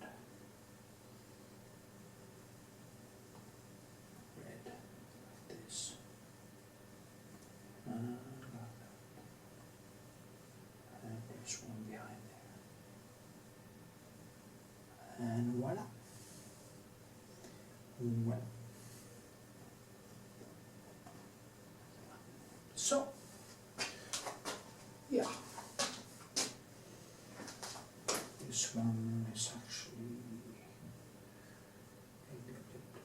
something also happens in there. This might be longer out here. This one, there's a very nice detail of light coming in right here and here. So, and this one is a little bit more like that.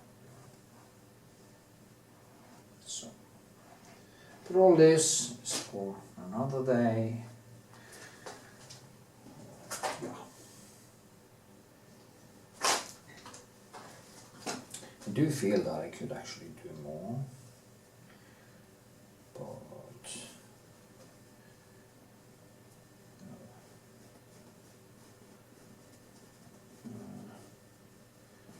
could actually go a little bit deeper in the green, maybe add some greenish here.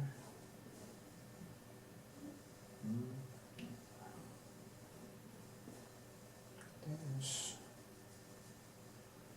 green, green, green, green, green.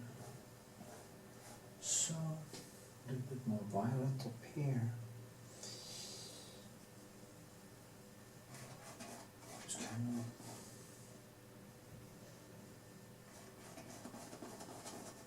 yeah.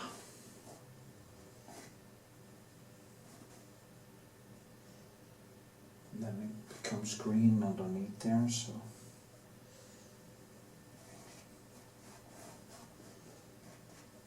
and it's actually very, very bright blue, but I need an overpaint to be able to make this as blue as I should be now. So just let it dry. Yeah, okay. So that was basically my 1.5 hour sketch. I don't know how long it lasted the last time, but yay, okay.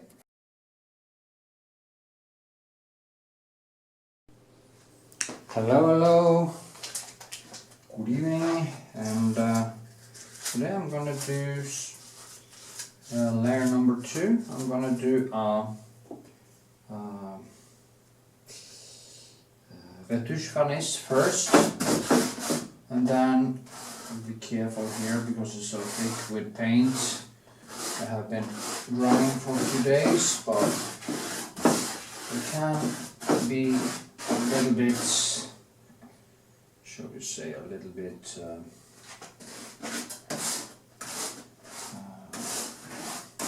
not necessarily totally dry yet, so be careful with this. I'll prove to you before that you need to be a little bit careful with using retouch varnish on surfaces that haven't dried for too long. Now I do this because I'm also going to do a glaze, and then I'm going to paint for a few hours. Yeah, on this. So this is the retouch varnish from Old Home.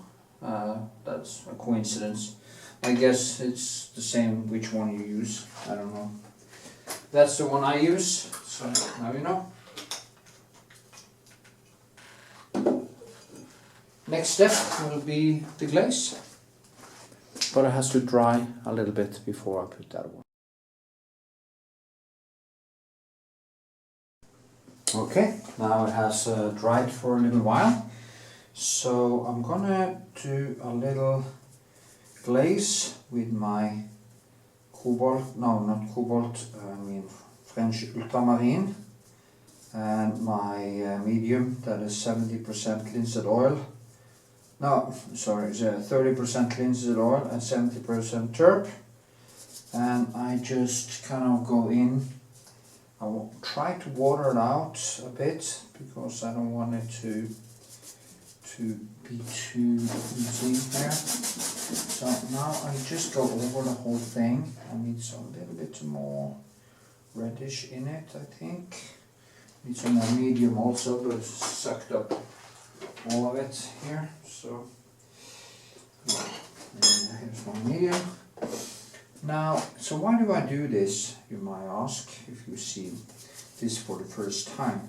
Well, I kind of first, as you saw, I put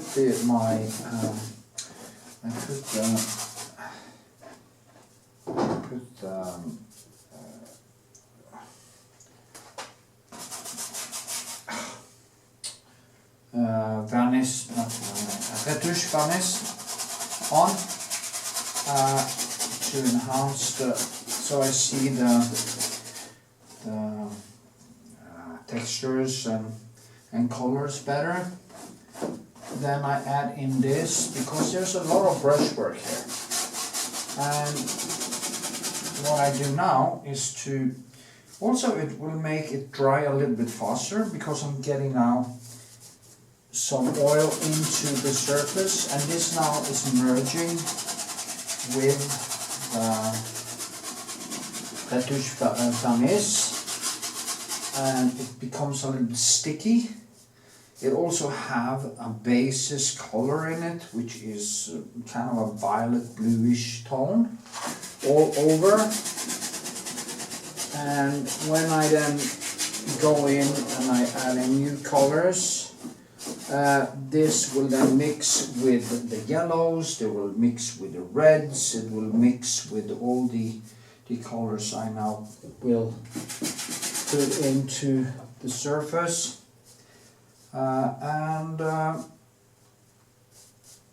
it will kind of make it easier for me to create a more lively sky and lively surface. If I didn't do this, it will be kind of paint on paint. Now it's kind of paint on yeah, it's paint on, still paint on paint, but I have this paint already put on the surface, which yeah, which gives it, yeah, as I said, more life. Now it doesn't kind of a job to do to, you know, like up here it's more in the violet, and then it goes more out to the brighter blues up here and stuff. But I can also, you know, after I do this, I can actually remove some of it with a cloth or straighten it down or anything. But the thing is, I get this oil into it now, and it will mix.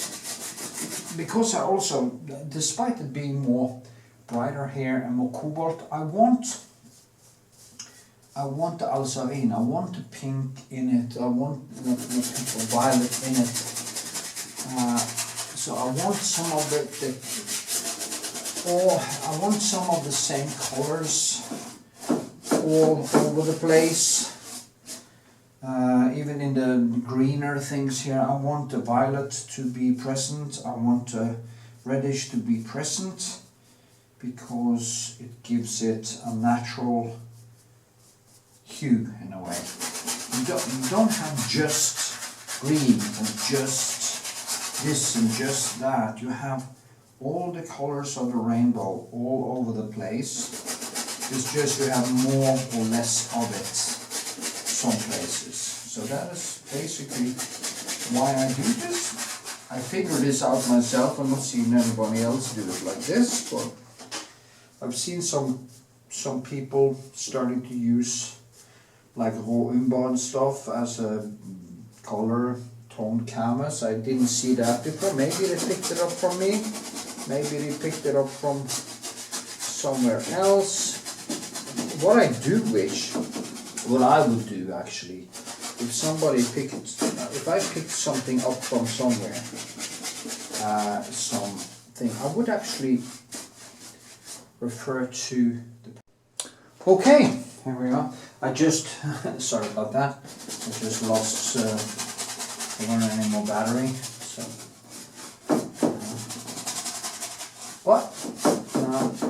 Now when I do this, I need to go over the whole surface. I don't want this to dry. I don't want this to dry. I want to, so I need to go use a few hours now to go over the whole surface. I will start with the light areas and down here and just work myself out like I always do. And just, but now it will be slow. You saw, I don't know if you saw the sketching process. It's quite fast. It took me basically 1.5 hours or something to sketch this thing. But now it will get, of course, more complex because I'm going more into detail and it's more time consuming. But it's of course natural. It's would be strange if it took the same thing. Actually, it would be quite depressing, I think. So, so that is what I'm going to do in the next segment. Also important, I always do this to, just in case there is some excess oils, I like to do kind of a spray down, just in case there's too much oil on it. But it seems like this is well sucked into the painting, then you get some, you know, you get some. But yeah, so then I'm ready for painting, and hope to see you there. Yay!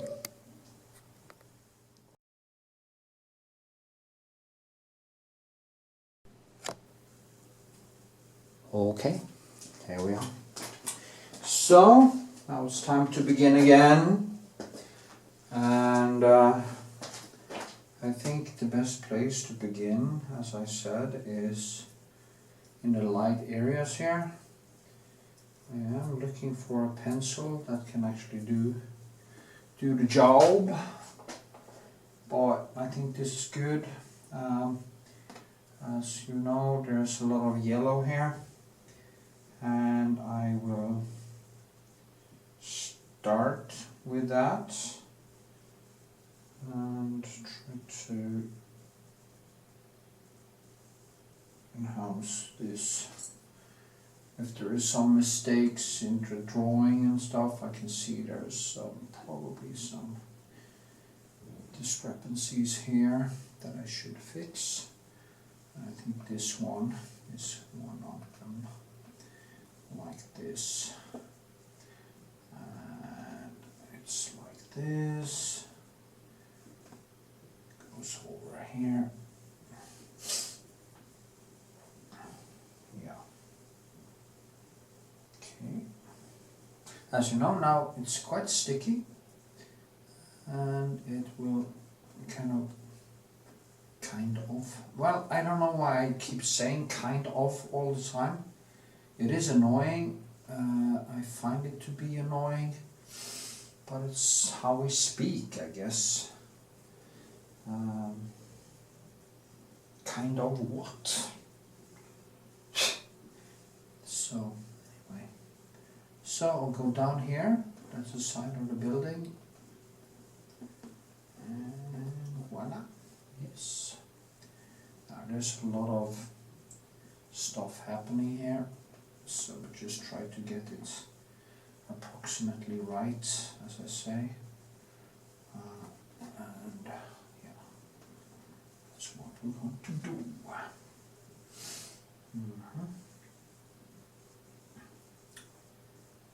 When you do the first sketch, it's just to get in the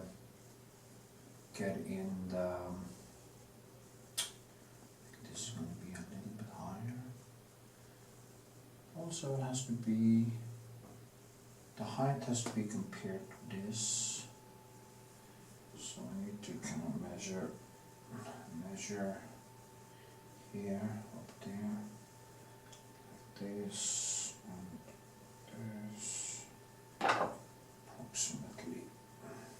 this should be kind of third lower, or this one a third higher. If I kind of take, yeah, I think this is going to be a little bit higher, because the distance from here to here was supposed to be up here, so I have to rearrange that boat thing. So if I used a projector, of course, this thing would have been much easier, because you can basically get everything right from the start, and you don't have any problems with the drawing or anything. So yeah, but that's how it is. How it is, yeah. Let's just paint and see how far we get. That is my plan now, since I feel that I'm very overworked and not sure if this is going to be that I'm going to be able to pull everything together. But you know, it's just work, and then you just see how far you get. That's the best. That's a stoic way to do it. You just keep doing it, and it kind of becomes, not kind of, but it becomes. So, yeah. You know, sometimes I just bite in too big an apple, and I think I did that now. Too little time, too many projects at the same time. And then you maybe not able to pull it all together. I have no idea why I'm talking about this now. I should talk about painting. As I dip it a little bit into the thingy here. So maybe I shouldn't make this into a long video. I haven't got the capacity to. I need to really deep focus. So I just want you to see how I start now, and then I will do shorter, because I showed you the whole painting process, and now I'm going to just show you the next level. And I will, as you may know, I put in that glaze, and there's also this, yeah. So I'll do something with the sky here. So the sky there is basically blue black. It's a little bit yeah, kind of violet, kind of. But I also have the violet in the painting from before, because of the glaze I put in. So now I'll just start painting here. What is it with my brushes are so horrible. So yeah, I'll just put in some blue here. Now what happens now is exactly what I planned for. That glaze is now kind of merging with the new color I put on. And yeah.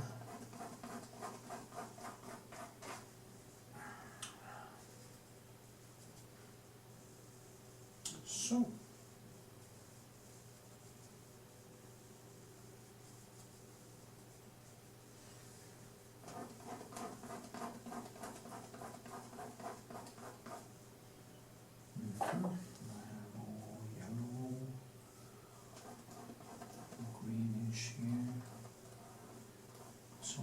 some people would call it grey, and that's of course not the right thing to say, because grey doesn't really exist.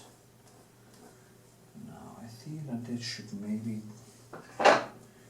be a little bit more greenish, so we'll add some Prussian blue into it. And as you can see, the Prussian blue takes down the reddish and turn it a little bit towards the green, and that's more like it because the warm colors are higher up.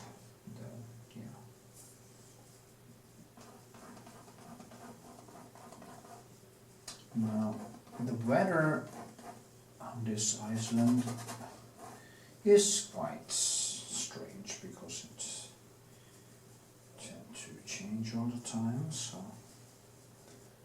we just have to understand how to exploit it in a way. Why did I say that? I have no idea. Just talk. Talk.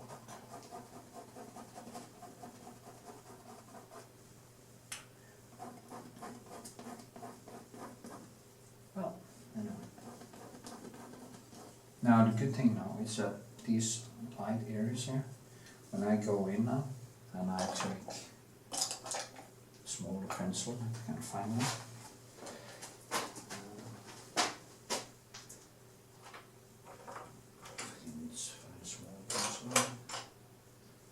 Good one. I should have had 100 pencils laying around all the time. I'm burning through these pencils like crazy. And it's expensive, believe me. Now, in these, there are quite blue and a little bit of maybe even greenish in them, and yeah, maybe see now. Anyway, they seem like kind of green to me, so I go in here, or maybe even a little bit of violet or alzarine as I call it, and them in here, and I kind of enhance these small light areas between the clouds. Now of course this will take time because there's so many small things happening here, and to get this effect I add a thicker color, and then I work around this very low color. Just keep on doing that. Over here, the same thing. Now, there is, I will just do like this because now this is merging with the color I already had in the glaze. So it's kind of just taking that color and I increase it up. And I can then add new colors as I see fit in that glazed part. Just drag through this. It's up here, down like this, and blah blah blah. So yeah, that's what I do. That is what I do. Yeah. Yes.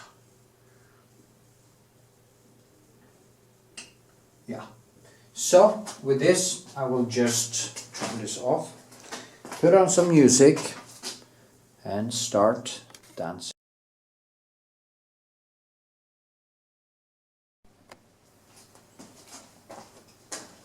And a couple of hours later, here I am. I've been doing some more work here. I'm not going into detail there still. But I want to place this, then bøyen, it's called a bøye in Norwegian. It's like link boats to, it's on the sea like this, and voila. And it kind of gives me something to, kind of some reference point. It's nice to have a reference point. Yeah. So, and you have these small waves here, and there's one here which is a little bit more reddish and stuff.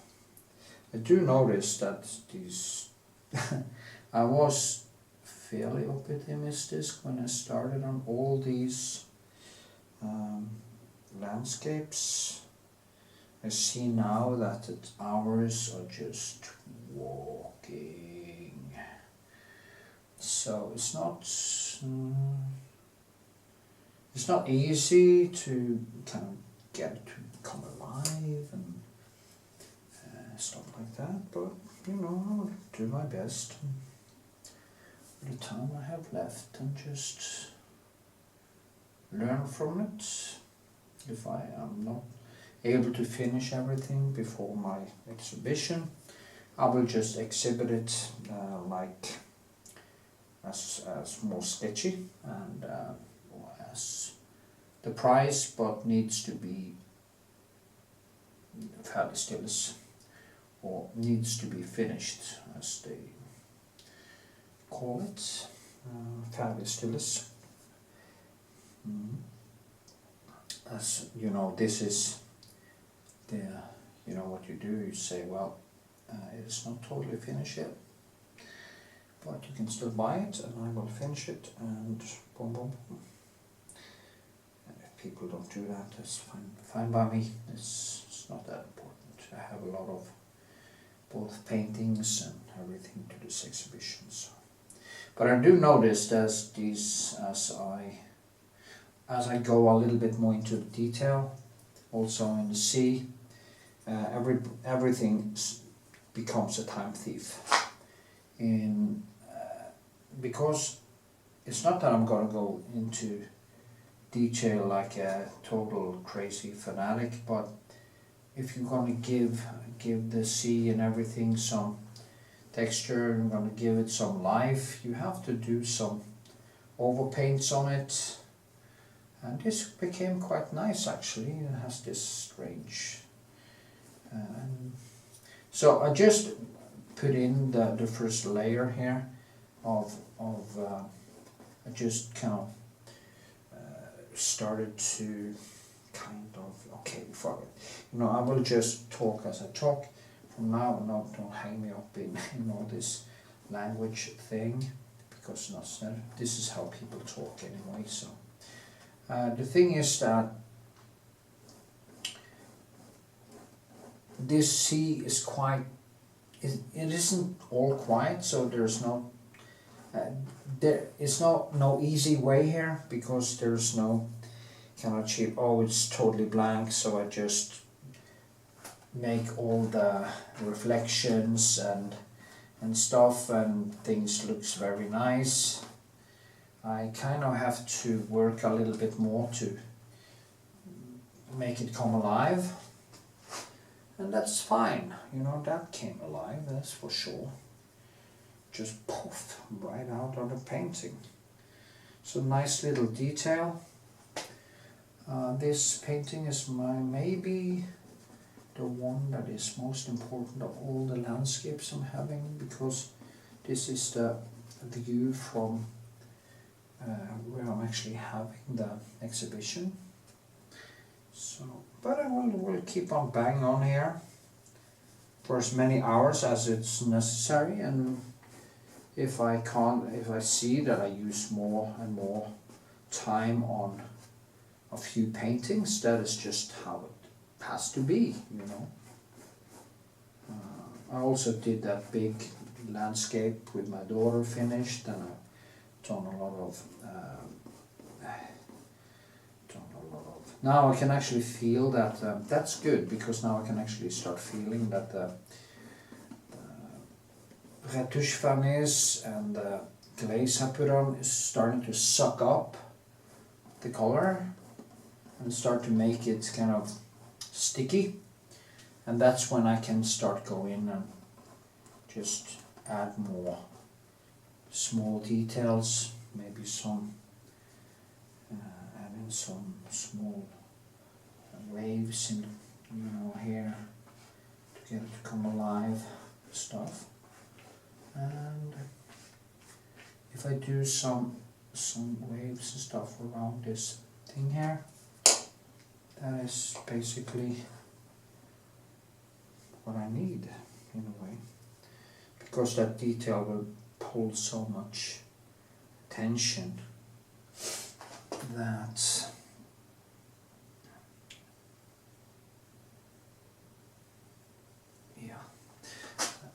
these are quite good.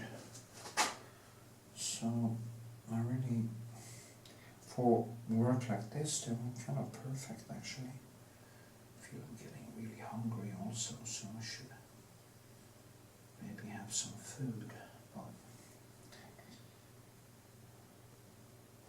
I'm gonna lose a lot of weight probably the next few days when I work like crazy here, and that's good too, And voila. And there's this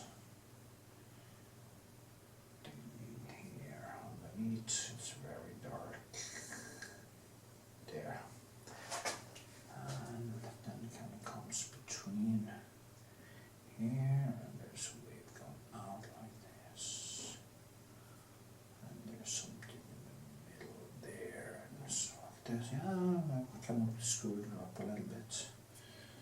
Kind of need to. You see, maybe I should just left it as it was, because it was actually quite good. Then I start going in and add more details, and it kind of starts to deteriorate a little bit. Anyway, so there, like this, and I need some white, and voila. Reflection. The reflection, oui.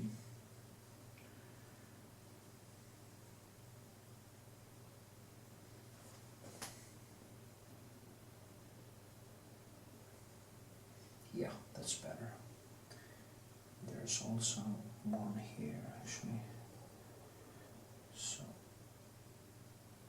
yeah. I think it needs to be a little bit rounder.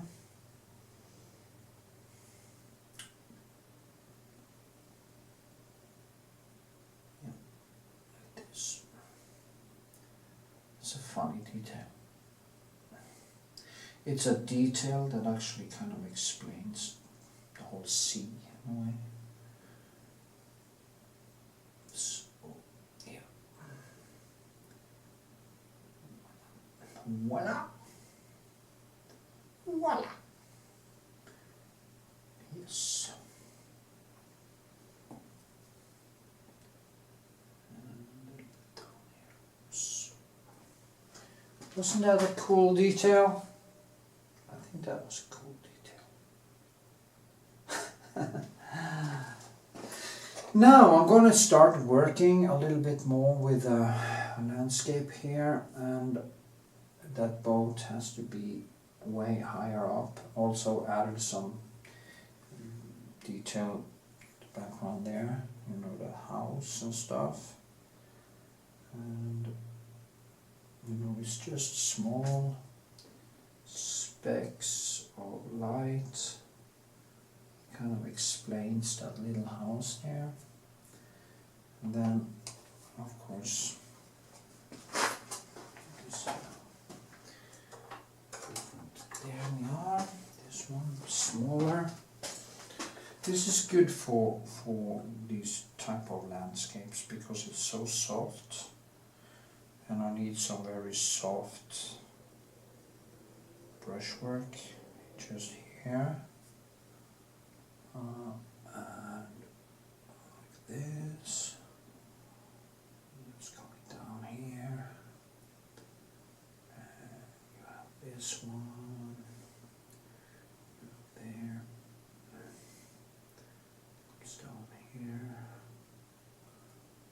this kind of rock. It's a rock. So it comes down like this, and then right back up again. And there's the boat. The boat is approximately here. So that's going to be a challenge because it's a detail that's kind of more difficult. So, yeah. Well, just go to work. Maybe I should do some more with this first and then move over there. So I walk this way, and then when I done there, I go up and I take the sky. And then I can let it almost dry, and I will go in and do some details again one of these days. It's not so many days left. So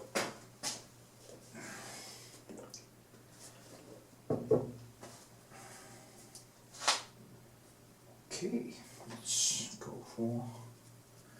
go for it. What pencil I need to use now. These are a little bit too soft for this work in the beginning. It's more for the evening out things. So yeah, I think this one's good. Yeah, I can start with this one. Just shake it up a little bit.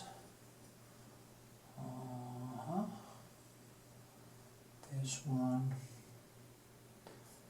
Yeah, this one is shorter. And yeah, it is.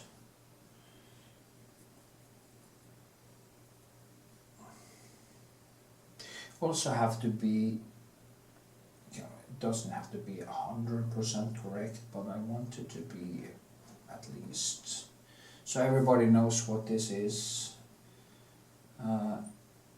It isn't so important if it is exactly 100%, but it's nice if it is at least a little bit likeness between the reality and yeah. So okay, here the trees over there, darker, maybe it's a roll, yeah, it's a longer, out like this. I see that now. That's also a good thing. I kind of just see more and more as I go along, and things just start to fall into place, and I think it's going to be all right. Let's see here.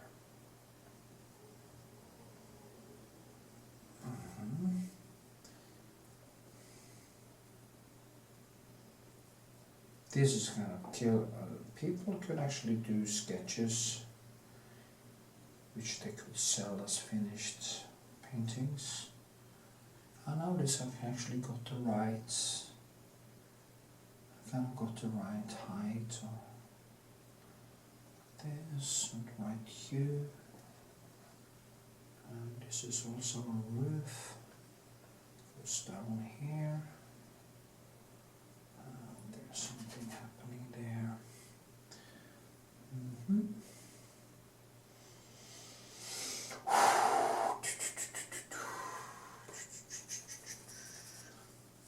There's some glasses there, but first I will give this sucker some more lights. Sucker!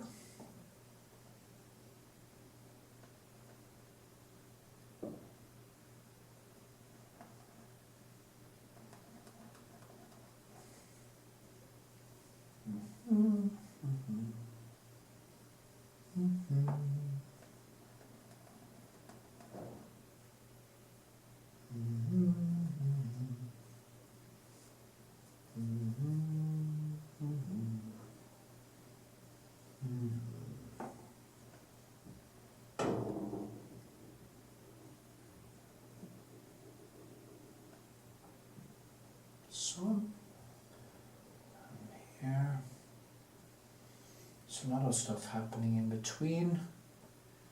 That's good. See, this one is also a little bit over here. Yeah.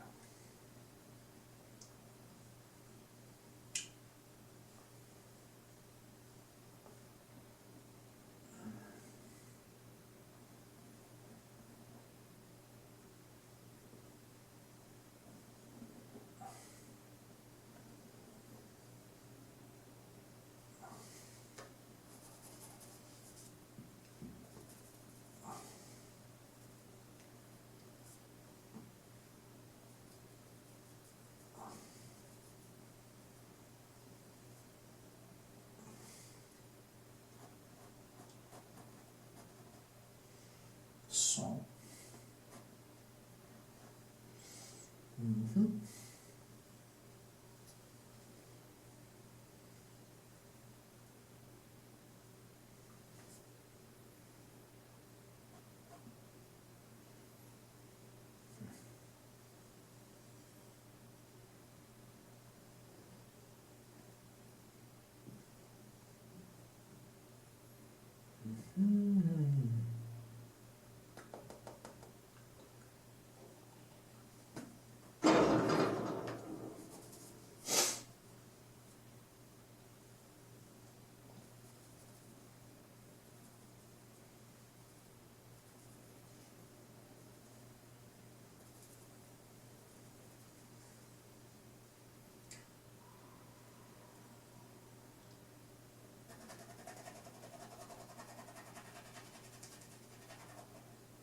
yeah, I think you get the point, no?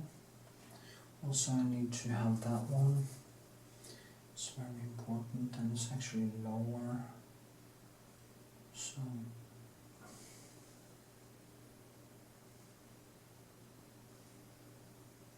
first I want to do this one. Get that yellow into it also, so it kind of lights up a little bit more. But then it's also now making the grounding for kind of the last stitch. I just wanted to get it right before I kind of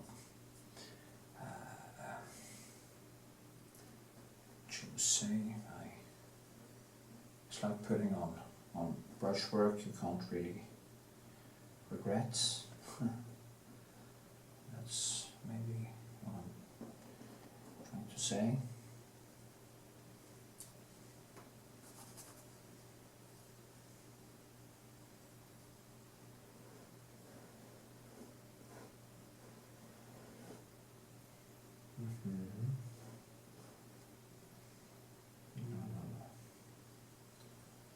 This one's probably a little bit too high anyway. This, yeah. I'm thinking out loud now.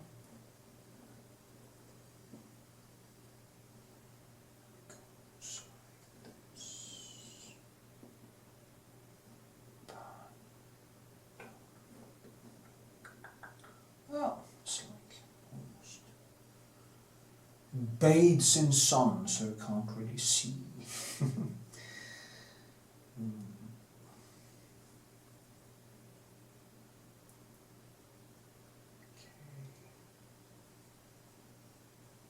Okay. This one here. There's this.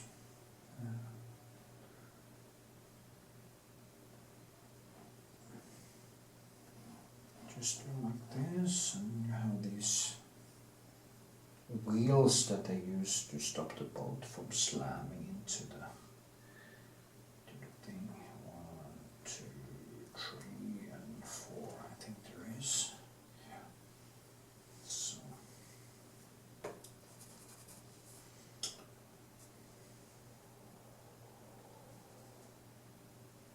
Maybe this actually take all night, you know.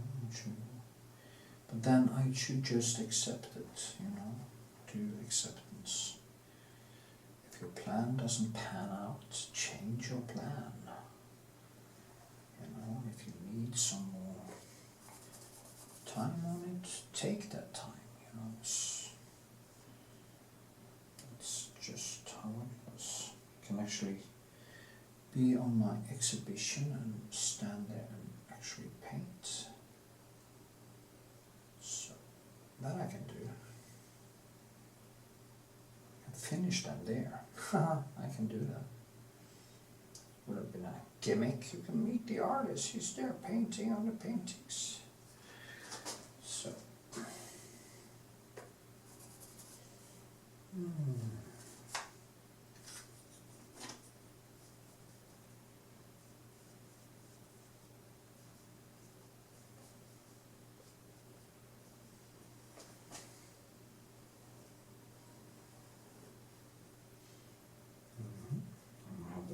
Some green in it.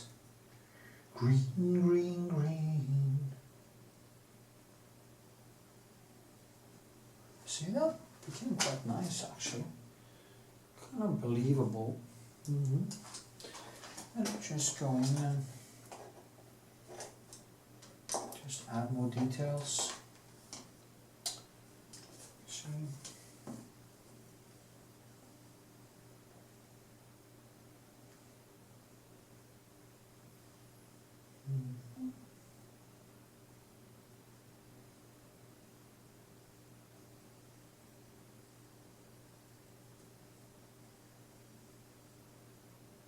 This one must be darker. So too soft really to do this. Very soft indeed.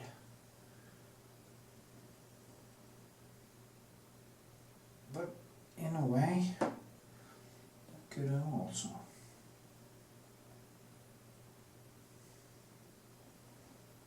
That thing there is.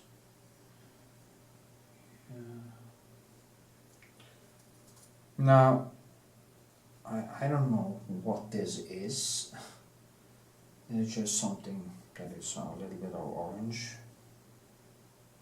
I can't see what it is, so what I do is, I'm not going to fantasize, I just put these things in there to create this dynamic thing going on. There is something there, and things happening. I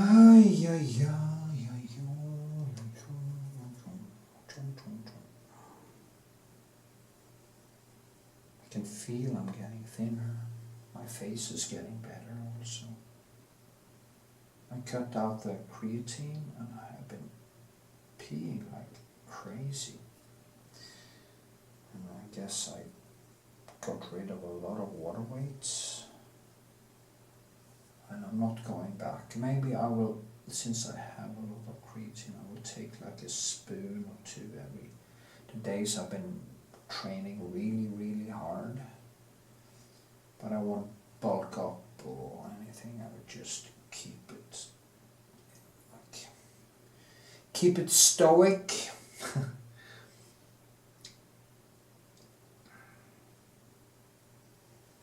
Let's see.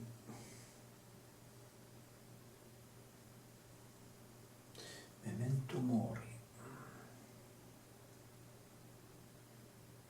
Yeah, this one was all over here.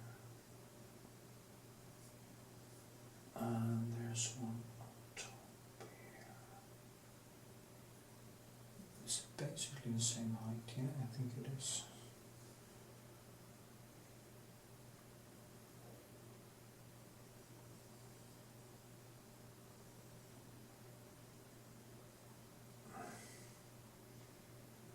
There's one up here too. Okay. Voila.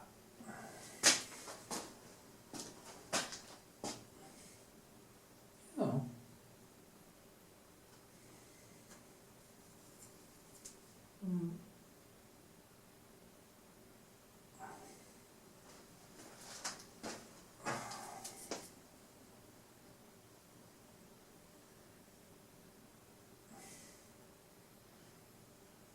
So, I'm going to close it down now, so this video doesn't become 100 years long.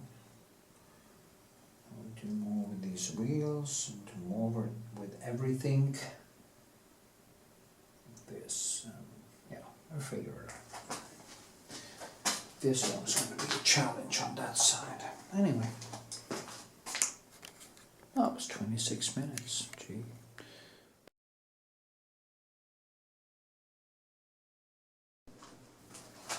Okay. I might regret one thing I did today, and I was actually doing a glaze because it kind of messed up the whole thing. In this one, it would be better not to have done that, I think. Now I've been doing a lot of work with details and stuff, and I really did get somewhere, but I'm not where I wanted to be because the time is just running out, and I just need to do the sky and just get some overview of it. So I will do the sky, so I feel like that I actually got somewhere, because I think it would have been better not to glaze, as I said, and just went right in with pure colors, because much of the pure colors became kind of dirtied up or something. I don't know how to explain it. But anyway, so I'm just gonna do the whole sky now again, and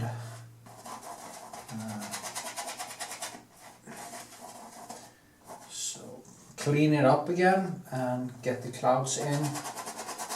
Also, it's a little bit difficult for me to see where the clouds are, and it's almost like I have to do the whole thing again. So it's a little bit annoying, honestly. But, you know, I learned that now the hard way. Also, I do not have, as I say, so much time on this, so maybe if I had more time, it would be easier for me to do this. It wouldn't have been such a bad thing to do that U-turn. But it wasn't, because all the things I put in here now is kind of underneath this layer of blue, so I basically have to do the whole sky again. But anyway, yeah, okay. Enough! As they say. I was actually going to paint on 4 paintings today, and it seems like this might be the only one I actually reach, and suddenly things are getting a little bit under control.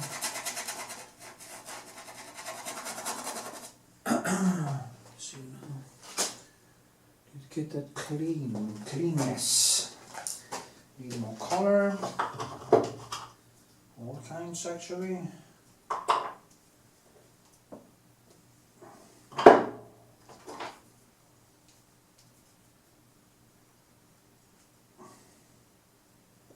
So, yeah.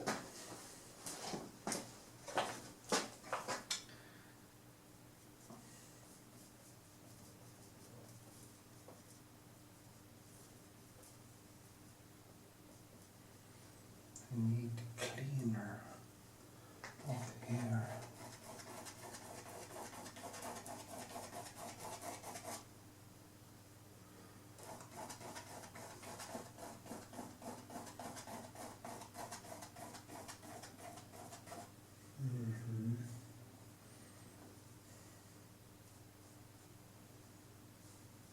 I need more white also. So green, blue. Usually when I glaze like that, it has a very good result, but today was actually a problem. So I should have micro glazed or something with colors, I think. Just glazed certain places.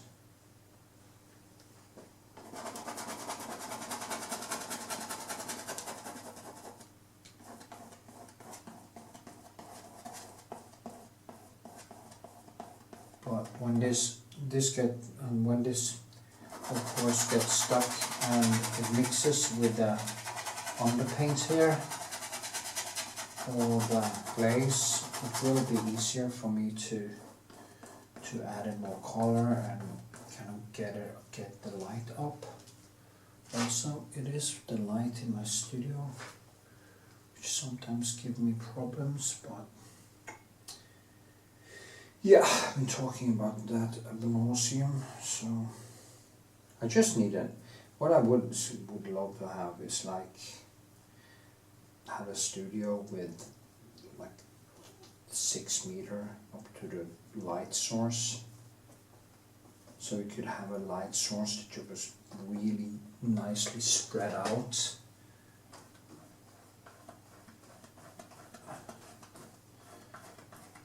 That would have been great.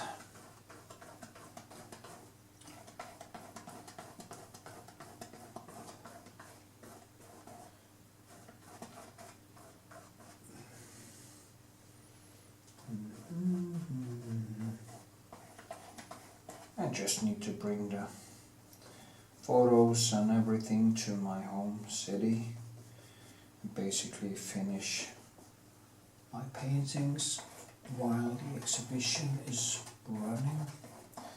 I thought about maybe actually sitting at the exhibition and paint and talk to people. That could have been a good idea because it's going to be this festival anyway, so we're going to meet a lot of people.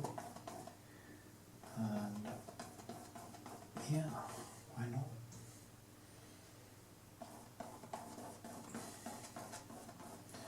And it's also 2 weekends, so we have a good time to kind of finish them.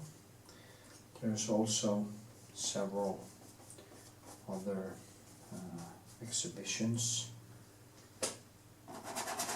this fall, so I can use them again. It's fine.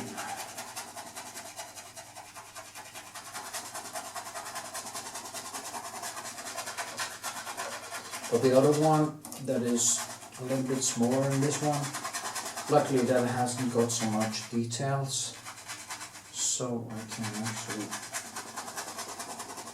do that a little bit faster. I think I'm going to be able to put in a few hours on that one too today. I'm just going to do this first and try to make this the best that I can. Blah blah blah. You know, I'm just using my cobalt and my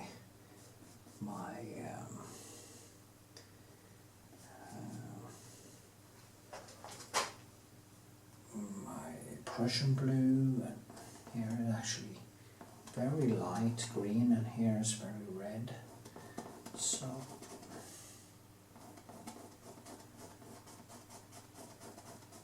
yeah.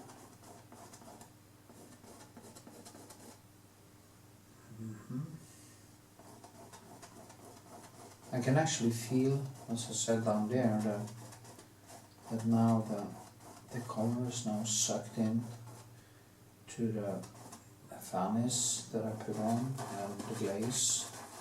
So it might turn out that it's actually a good thing. So let's see.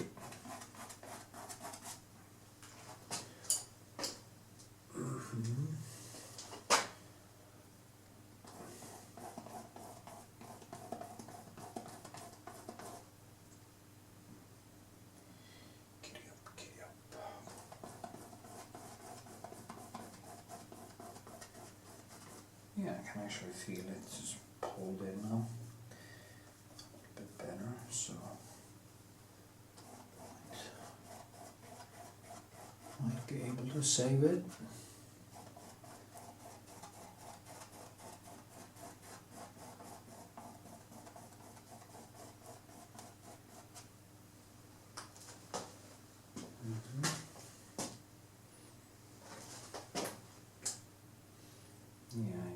push down. Push down here. Go deeper.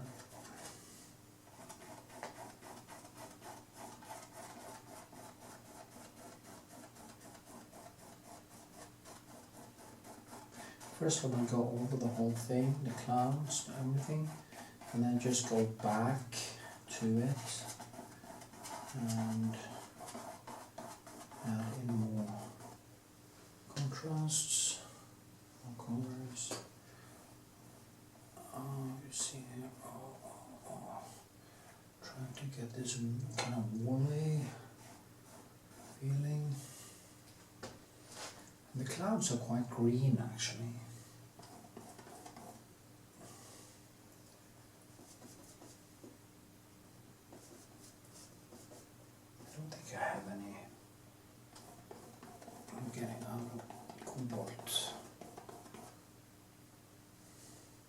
Almost never use cobalt, but now, kind of need it now, so it's quite annoying.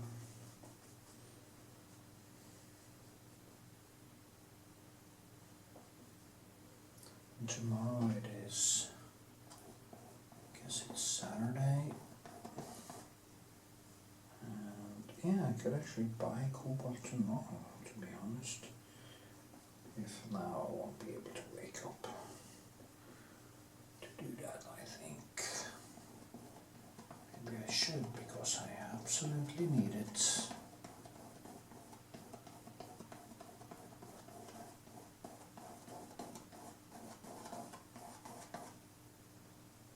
Yeah, I think I have to.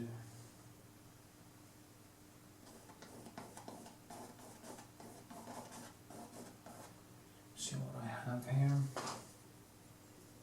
Sometimes I have colors, I forgot that I have them, so. Okay. This was a mistake, it's just dreadful that I did this. I made so much problems for myself today. Probably double the time I needed to fix it. And what was greenish and stuff turned reddish, and it's almost like a. Well, I needed to paint over everything anyway, but you know, I could have. I had this intuition that I wasn't really sure if it was a good idea on this one. Also, I could have used more blue and less red, but yeah, but I take that with me to next time. Next time I don't do such a mistake, and it's better to have a little bit more control. Let me see, there's a very subtle cloud here. You know, even these paintings, yeah, of course, a little bit more.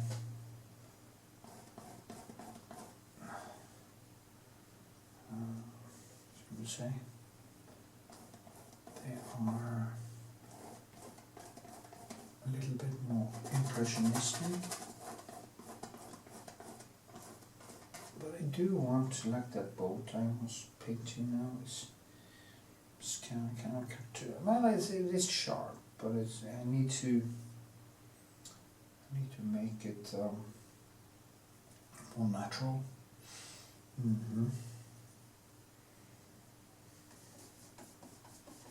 Then again, you know, it's like I also don't want it to be too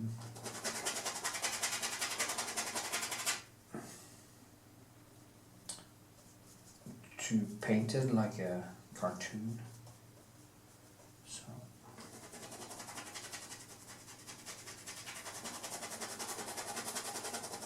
anyway, we'll continue and yeah, see you later, alligator.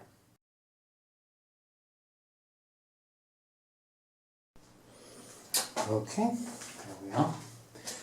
I think I am getting somewhere. hopefully. I had to tone the whole cloud back to where it was when I quit the last time, and yeah, now I have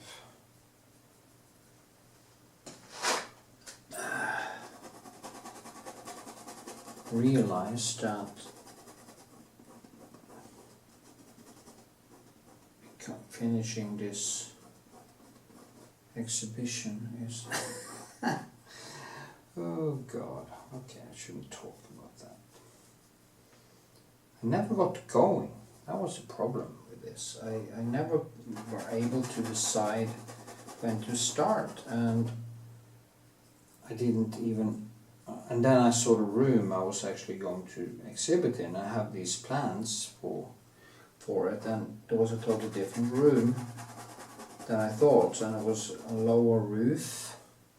So the plans I actually had, I had to change them, and it became very confusing, and then I kind of never got started, and now it's like I'm battling time, as I say, and that is so important to know as an artist, that get started. Try to get it done in good time. It's so important for your peace of mind and everything. It's like, ugh. Yeah, it is. So maybe scarcity, maybe it's a good thing because I do have a lot of finished works. But I want to have a lot of small ones, and we'll be able to finish some of it, but it's hard. It's going to be tough. So I do a couple of more hours on this one, and maybe 3 hours more, and then I will have gotten quite far, I think. But just totally miscalculated my capabilities this time. So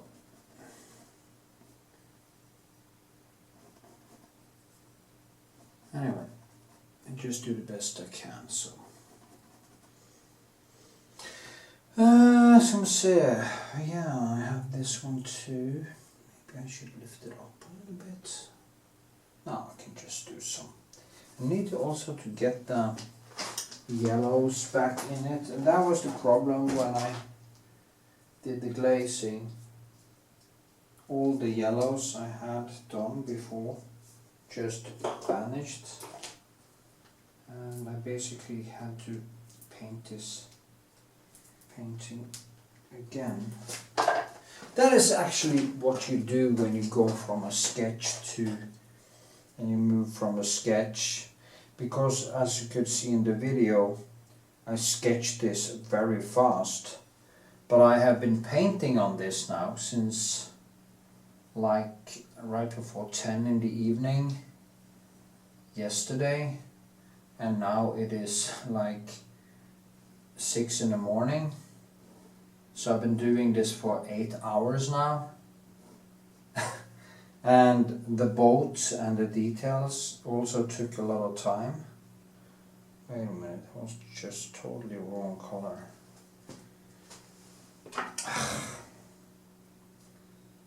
Okay, let me see now. Was that Van Dyke brown? Yeah, I think that was Van Dyke.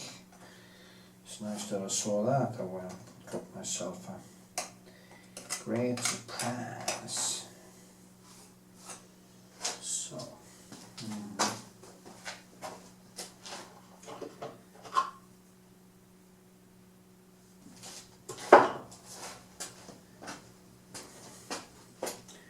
Now, the important thing now is to try to get these clouds very subtle. And I do have more time when I've been saying that so many times now in this video. So just shut up and do your job. So some very nice. I saw some Bob Ross painting now, and he has. It's so easy for him to conjure up these horrific paintings. And yeah, you can make a cloud very easily, a happy cloud. But you don't want to, cloud doesn't repeat the same shape over and over and over. A cloud has different shapes every single time. They look like each other, yes they do, it's like human beings.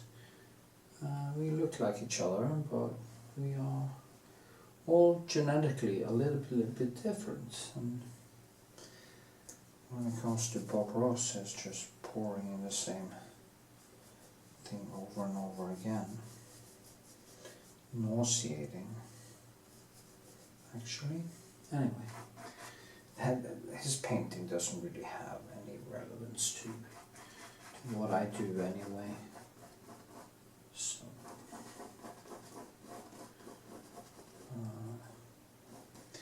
it is a tragedy actually, because it's like you learn a skill which is mediocre.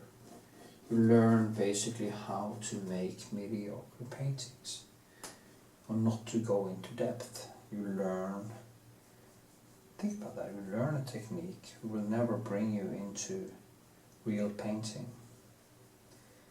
That is just depressing. So, yeah.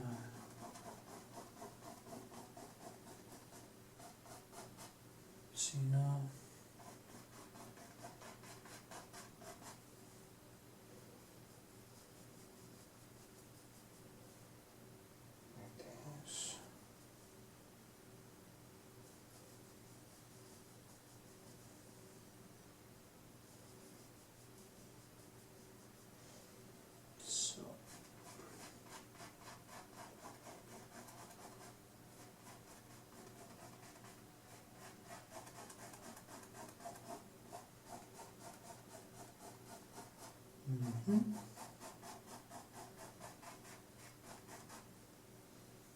So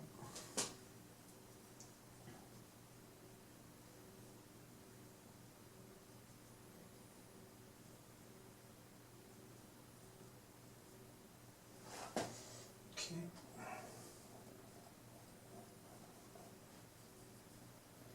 Happy clouds. Oh God, think about that, you know. It's just...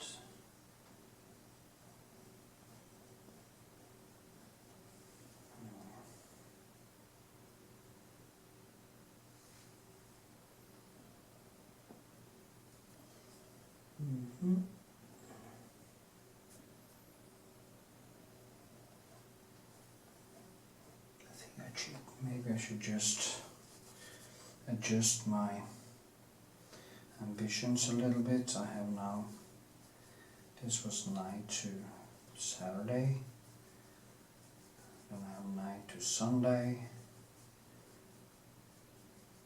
that's one, night to Monday, it's 2 days, 9 to Thursday, and then I have to leave, and then I have the night to Wednesday, I have to hang them up, and night to Thursday. So I can actually paint on them all the way to the night to Thursday, and you can just bring home every evening, bring them home, and then just continue with them. So it is that possibility there. That's good. So it isn't so bad, you know. It's not ideal, but it is a way to do it. So, you know, the clouds here is gliding so beautiful into each other, almost invisible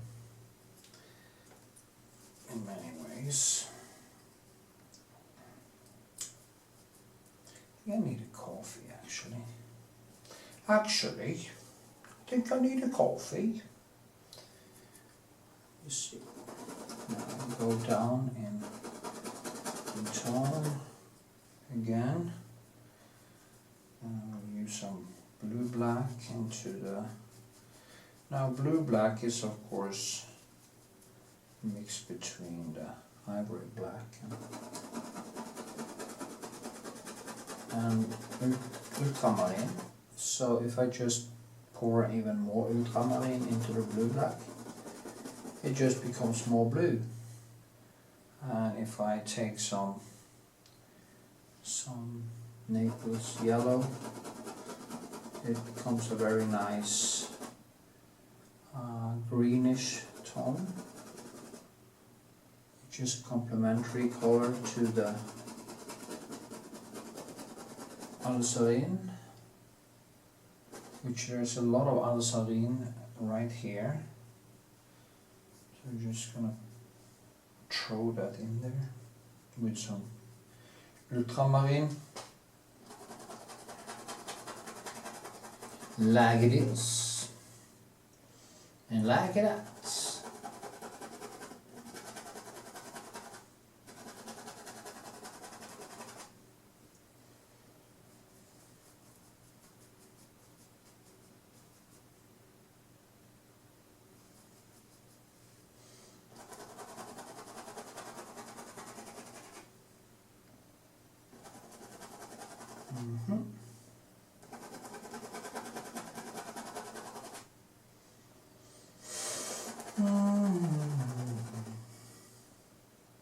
Yeah.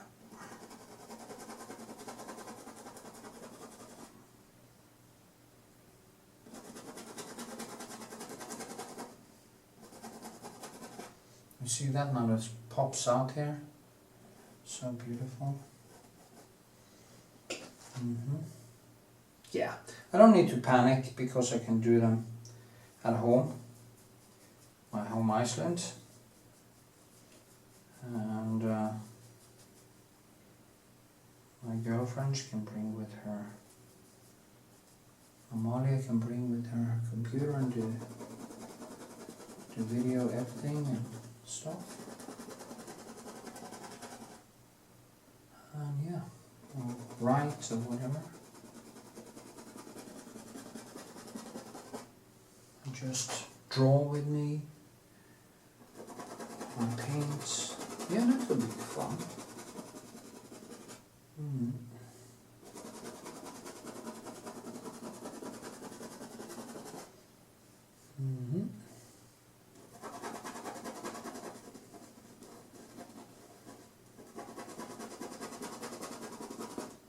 So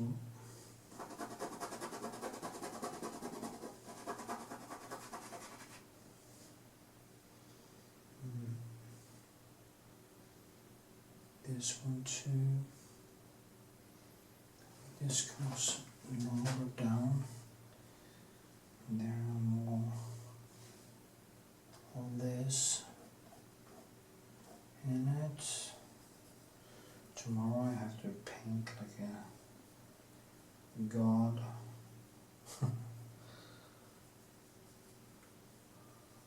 And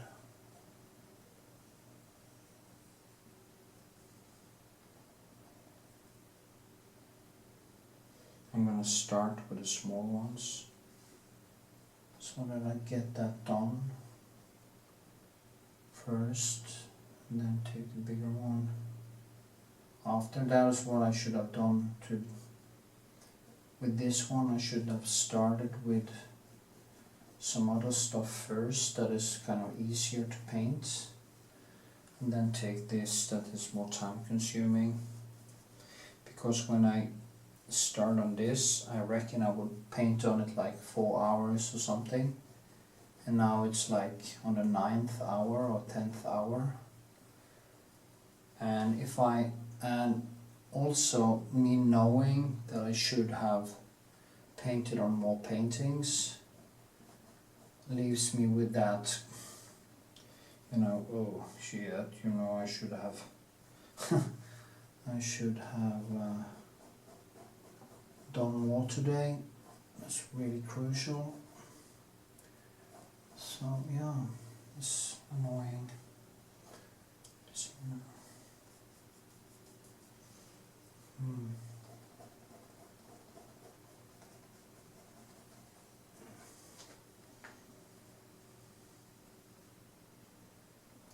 this one goes more down, like this. Down, down, down. Redneck going down. Now I'm not going to hang this over an oven yet. I'm not going to let it dry. Just going to let it kind of become a little bit sticky, so that I can paint on top of it after.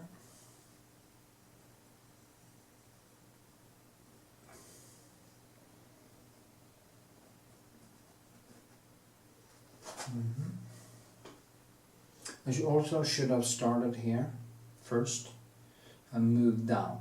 That would have been the best way to do it. And that is what I'm going to do with the other one tomorrow.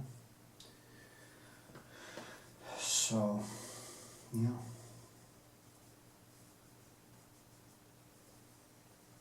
Yep.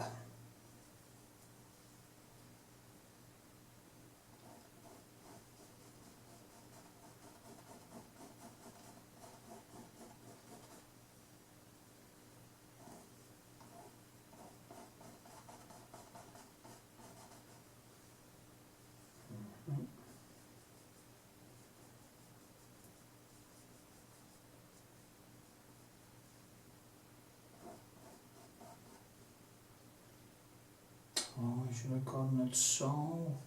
Well, maybe if I actually do what I need to do. I can't really get this much brighter, so what I need to do is to push down the colors in other places. Like up here, I have to push it more down so that this becomes a little bit more. Maybe some more cobalt, no, not cobalt, ultramarine.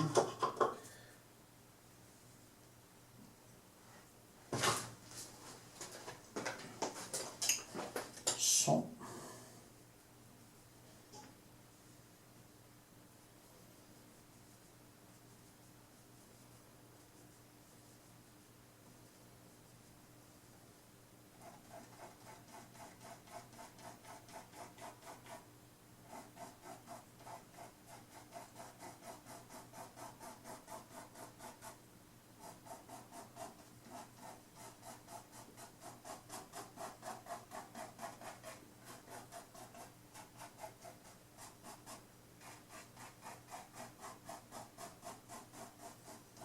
So that means that,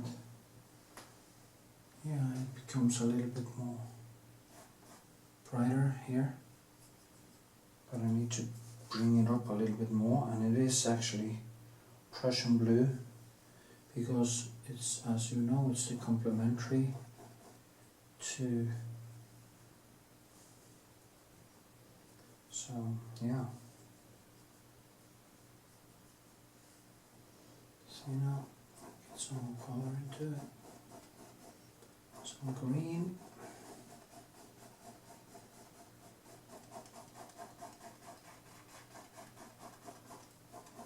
It's funny that my arm actually, or arms, still function because it's so, it's so, how many brush strokes have I taken in my life now?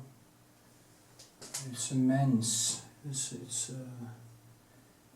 unbelievable amount of how many times I've been holding up my arm and stuff like that. There's a cloud coming in there. We have the light areas.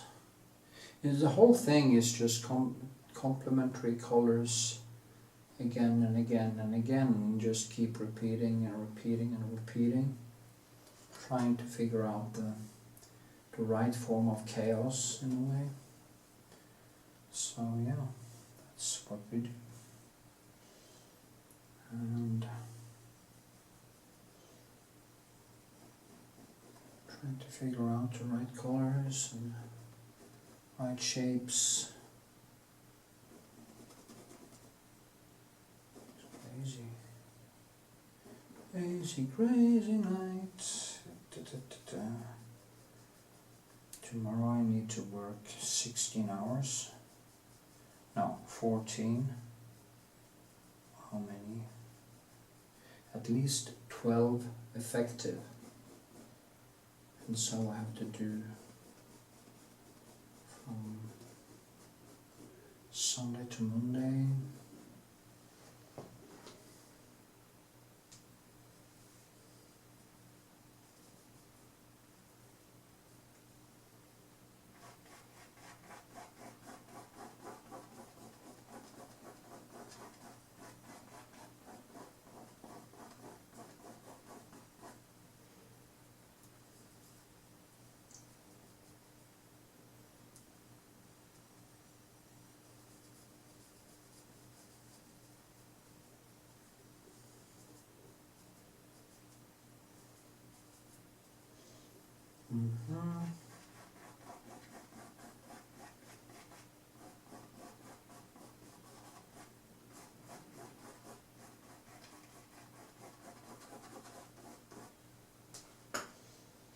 Okay.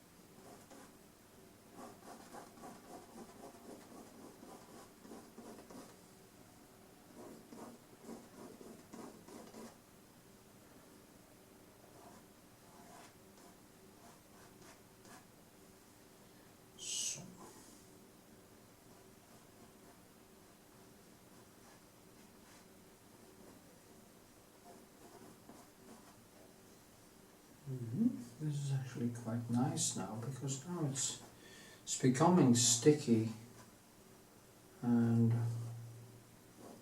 yeah, it's actually coming alive here. So if I put on some music now, and let's see, break this up because it's too many symbols for. It's very important, try to break up that it's not just a lot of symbols, but it's kind of feels like real clouds. And the clouds are not that clear, you know, it's they're just opaque, and I mean, I can feel that if I drink some water now, put on some music, I could actually almost finish this today. And that would be 1 down, 10 to go. But hey, that's how it is. Idealism.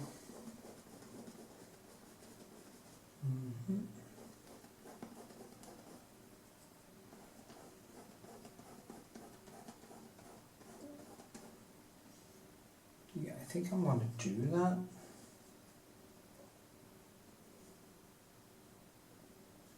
See now. See inside here you have kind of the sky shines through many places here. Actually put in a little bit more white.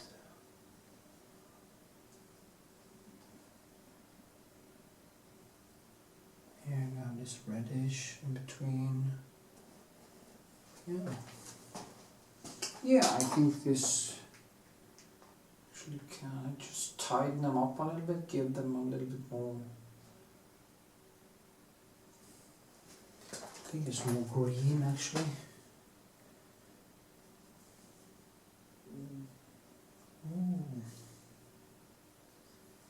See that here? Be light on my. Now I can actually feel that the effect of the glaze kicked in. So that's good. Good, it was good for something. And we go deeper down in the green here to get some more contrasts. Greenish yellow. This is very time consuming. Just look at what I'm doing now. It's a kind of tinkering. Here is a cloud here.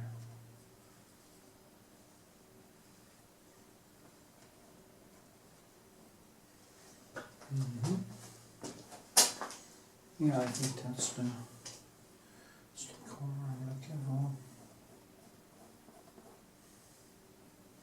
And when it comes down here, it's way deeper. So I think I need to kind of take it up a notch when I'm going to.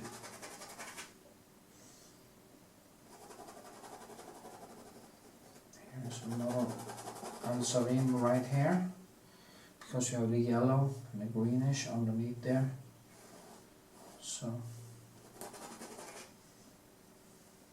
this is so beautiful. It's so beautiful when you just see the color circle just pop up like this. It's just amazing.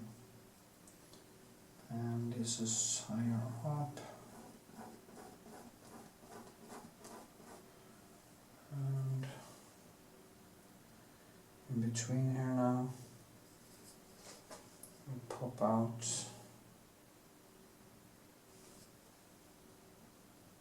here, yes, about here, we'll pop out. See this? Now I just hold my brush very light and let the thick colors just being put on top of the other color without mixing too much. It kind of shines through the cloud.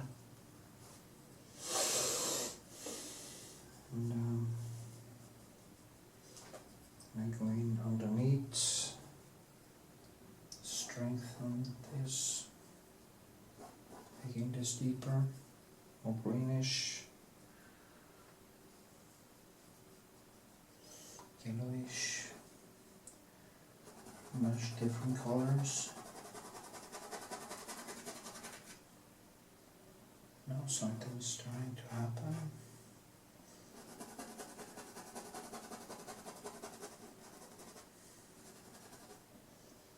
And this one goes higher up.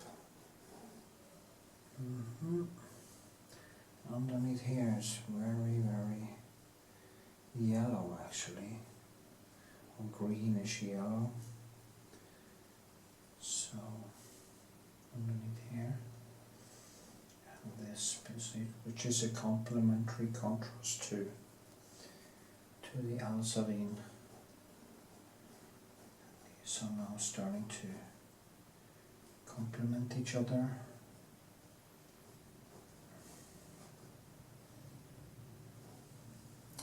Also throw in some real yellow. So some coffee now and some music, and I think things are gonna start happen.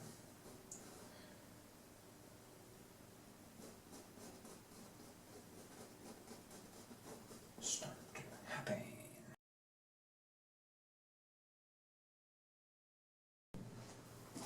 Okay, some last touch-up details, some windows and stuff. There's some small things that I think will kind of give it some extra. There's going to be some windows here. It's 1, 2, 3, and 4. And yeah, it's just for fun, really.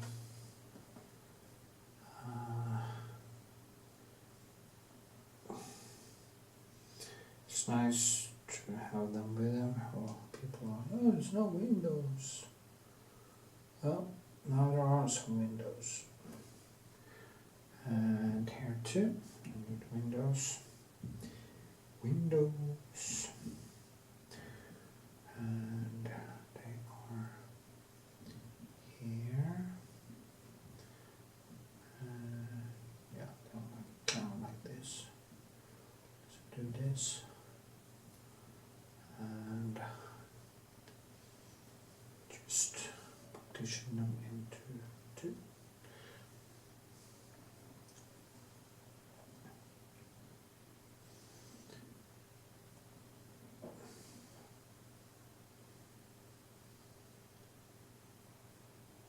Like this.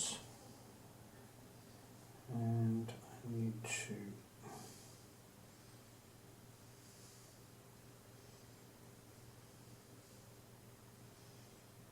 so now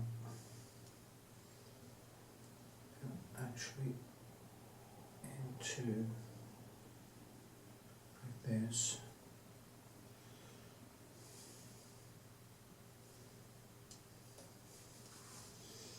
My yellow colors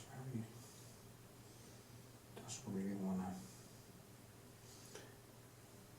work with me.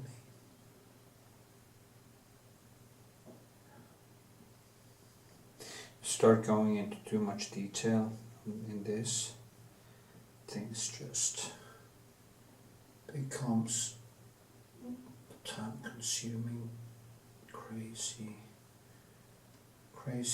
thing. So I won't do that. Just to get some feeling of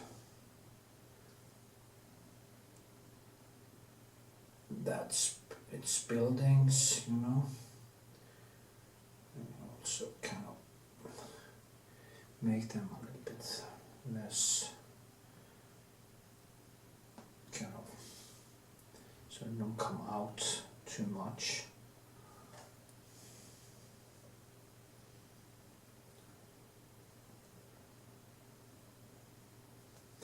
I want to do some a little bit of light, a few places.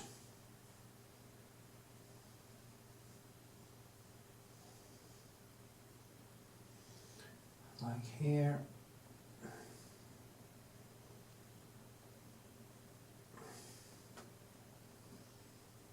And here's have to be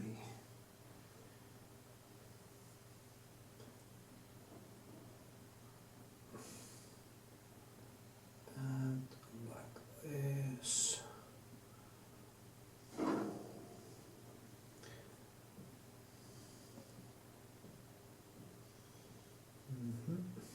And then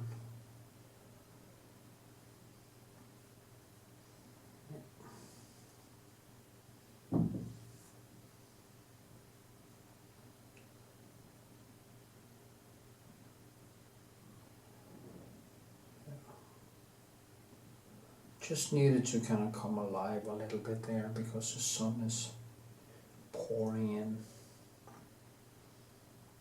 and you know,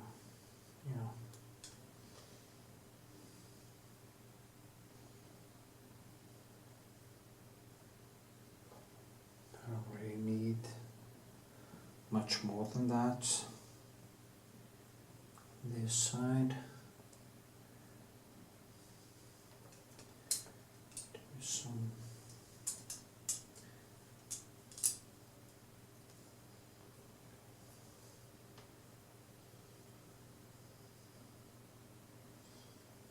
like here, these wheels can be a little bit more. wheel-like. That could actually be a good thing. At least it isn't harbor, so. Wheels has to be wheels, like this. And then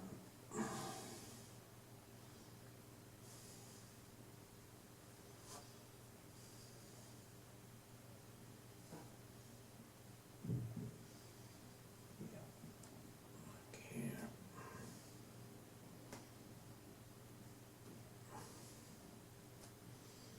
Mm-hmm.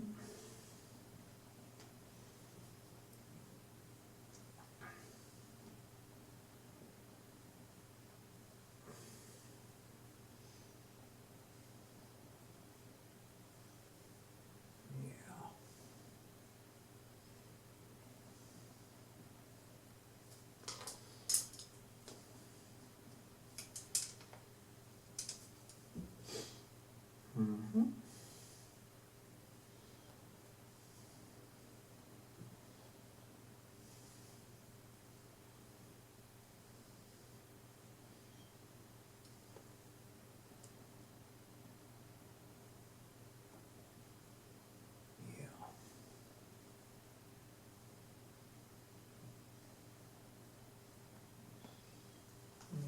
I think this is kind of enough, really.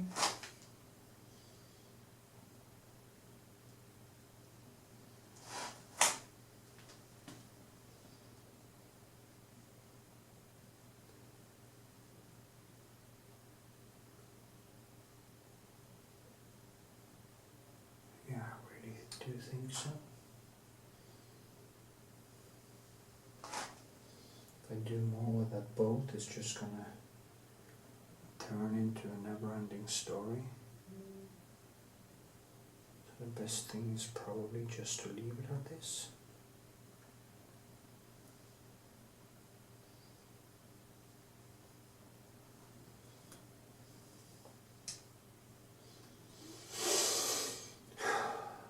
Yeah, honestly.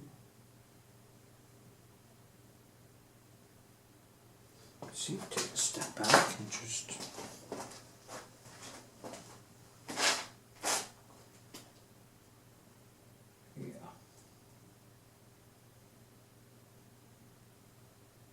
I think that is perfectly fine, actually.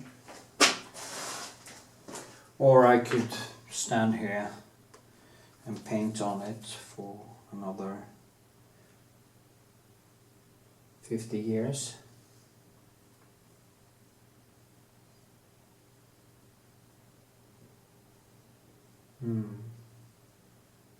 So, with this, I will just sign it. That is also always difficult.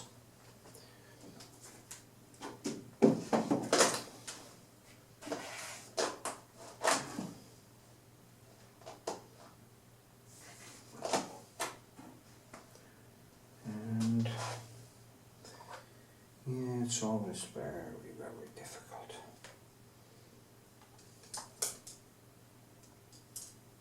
Or maybe I will only sign it if I sell it. Yeah, I think that could be a good idea, actually. Just don't.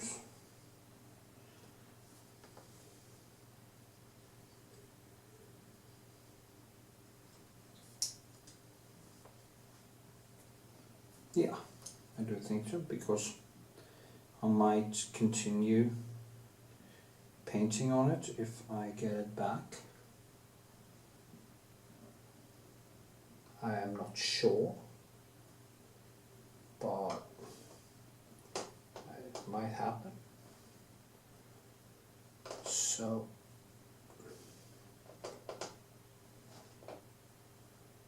and here and one.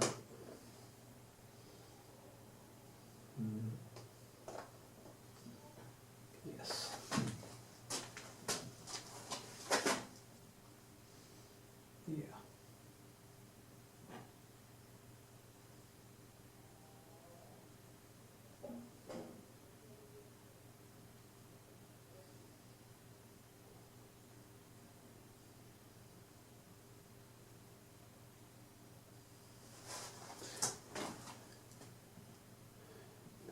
tiny.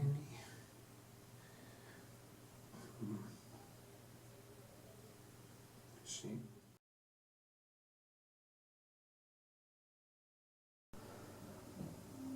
And here we are at the end of the video. I will wait until I maybe have sold it to do a signing. I don't know. See what happens. Maybe I even take it back, do more work with it. We'll see what happens. If you see this video, I probably haven't, because it's sold, and or I just decided that this was enough. So I hope you enjoyed the video. Remember to give it a thumbs up, leave a comment, tell me what you think. It's really important for the algorithm that you give a thumbs up. It's almost impossible to get to compete on YouTube these days, so I need all the help I can. Also, you can buy me a coffee, or you can join my lives and support me that way.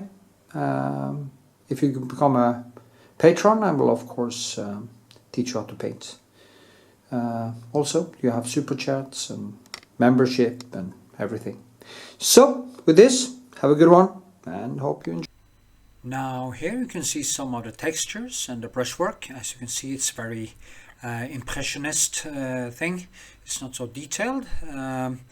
Personally, I love seeing going close and see brushwork when I go to museums and stuff. And here is some of mine. Hope you enjoyed the video. Remember to give it a thumbs up, leave a comment and tell me what you think. And if you like to have me as a coach, go to my Patreon and sign up there. Hope to see you there.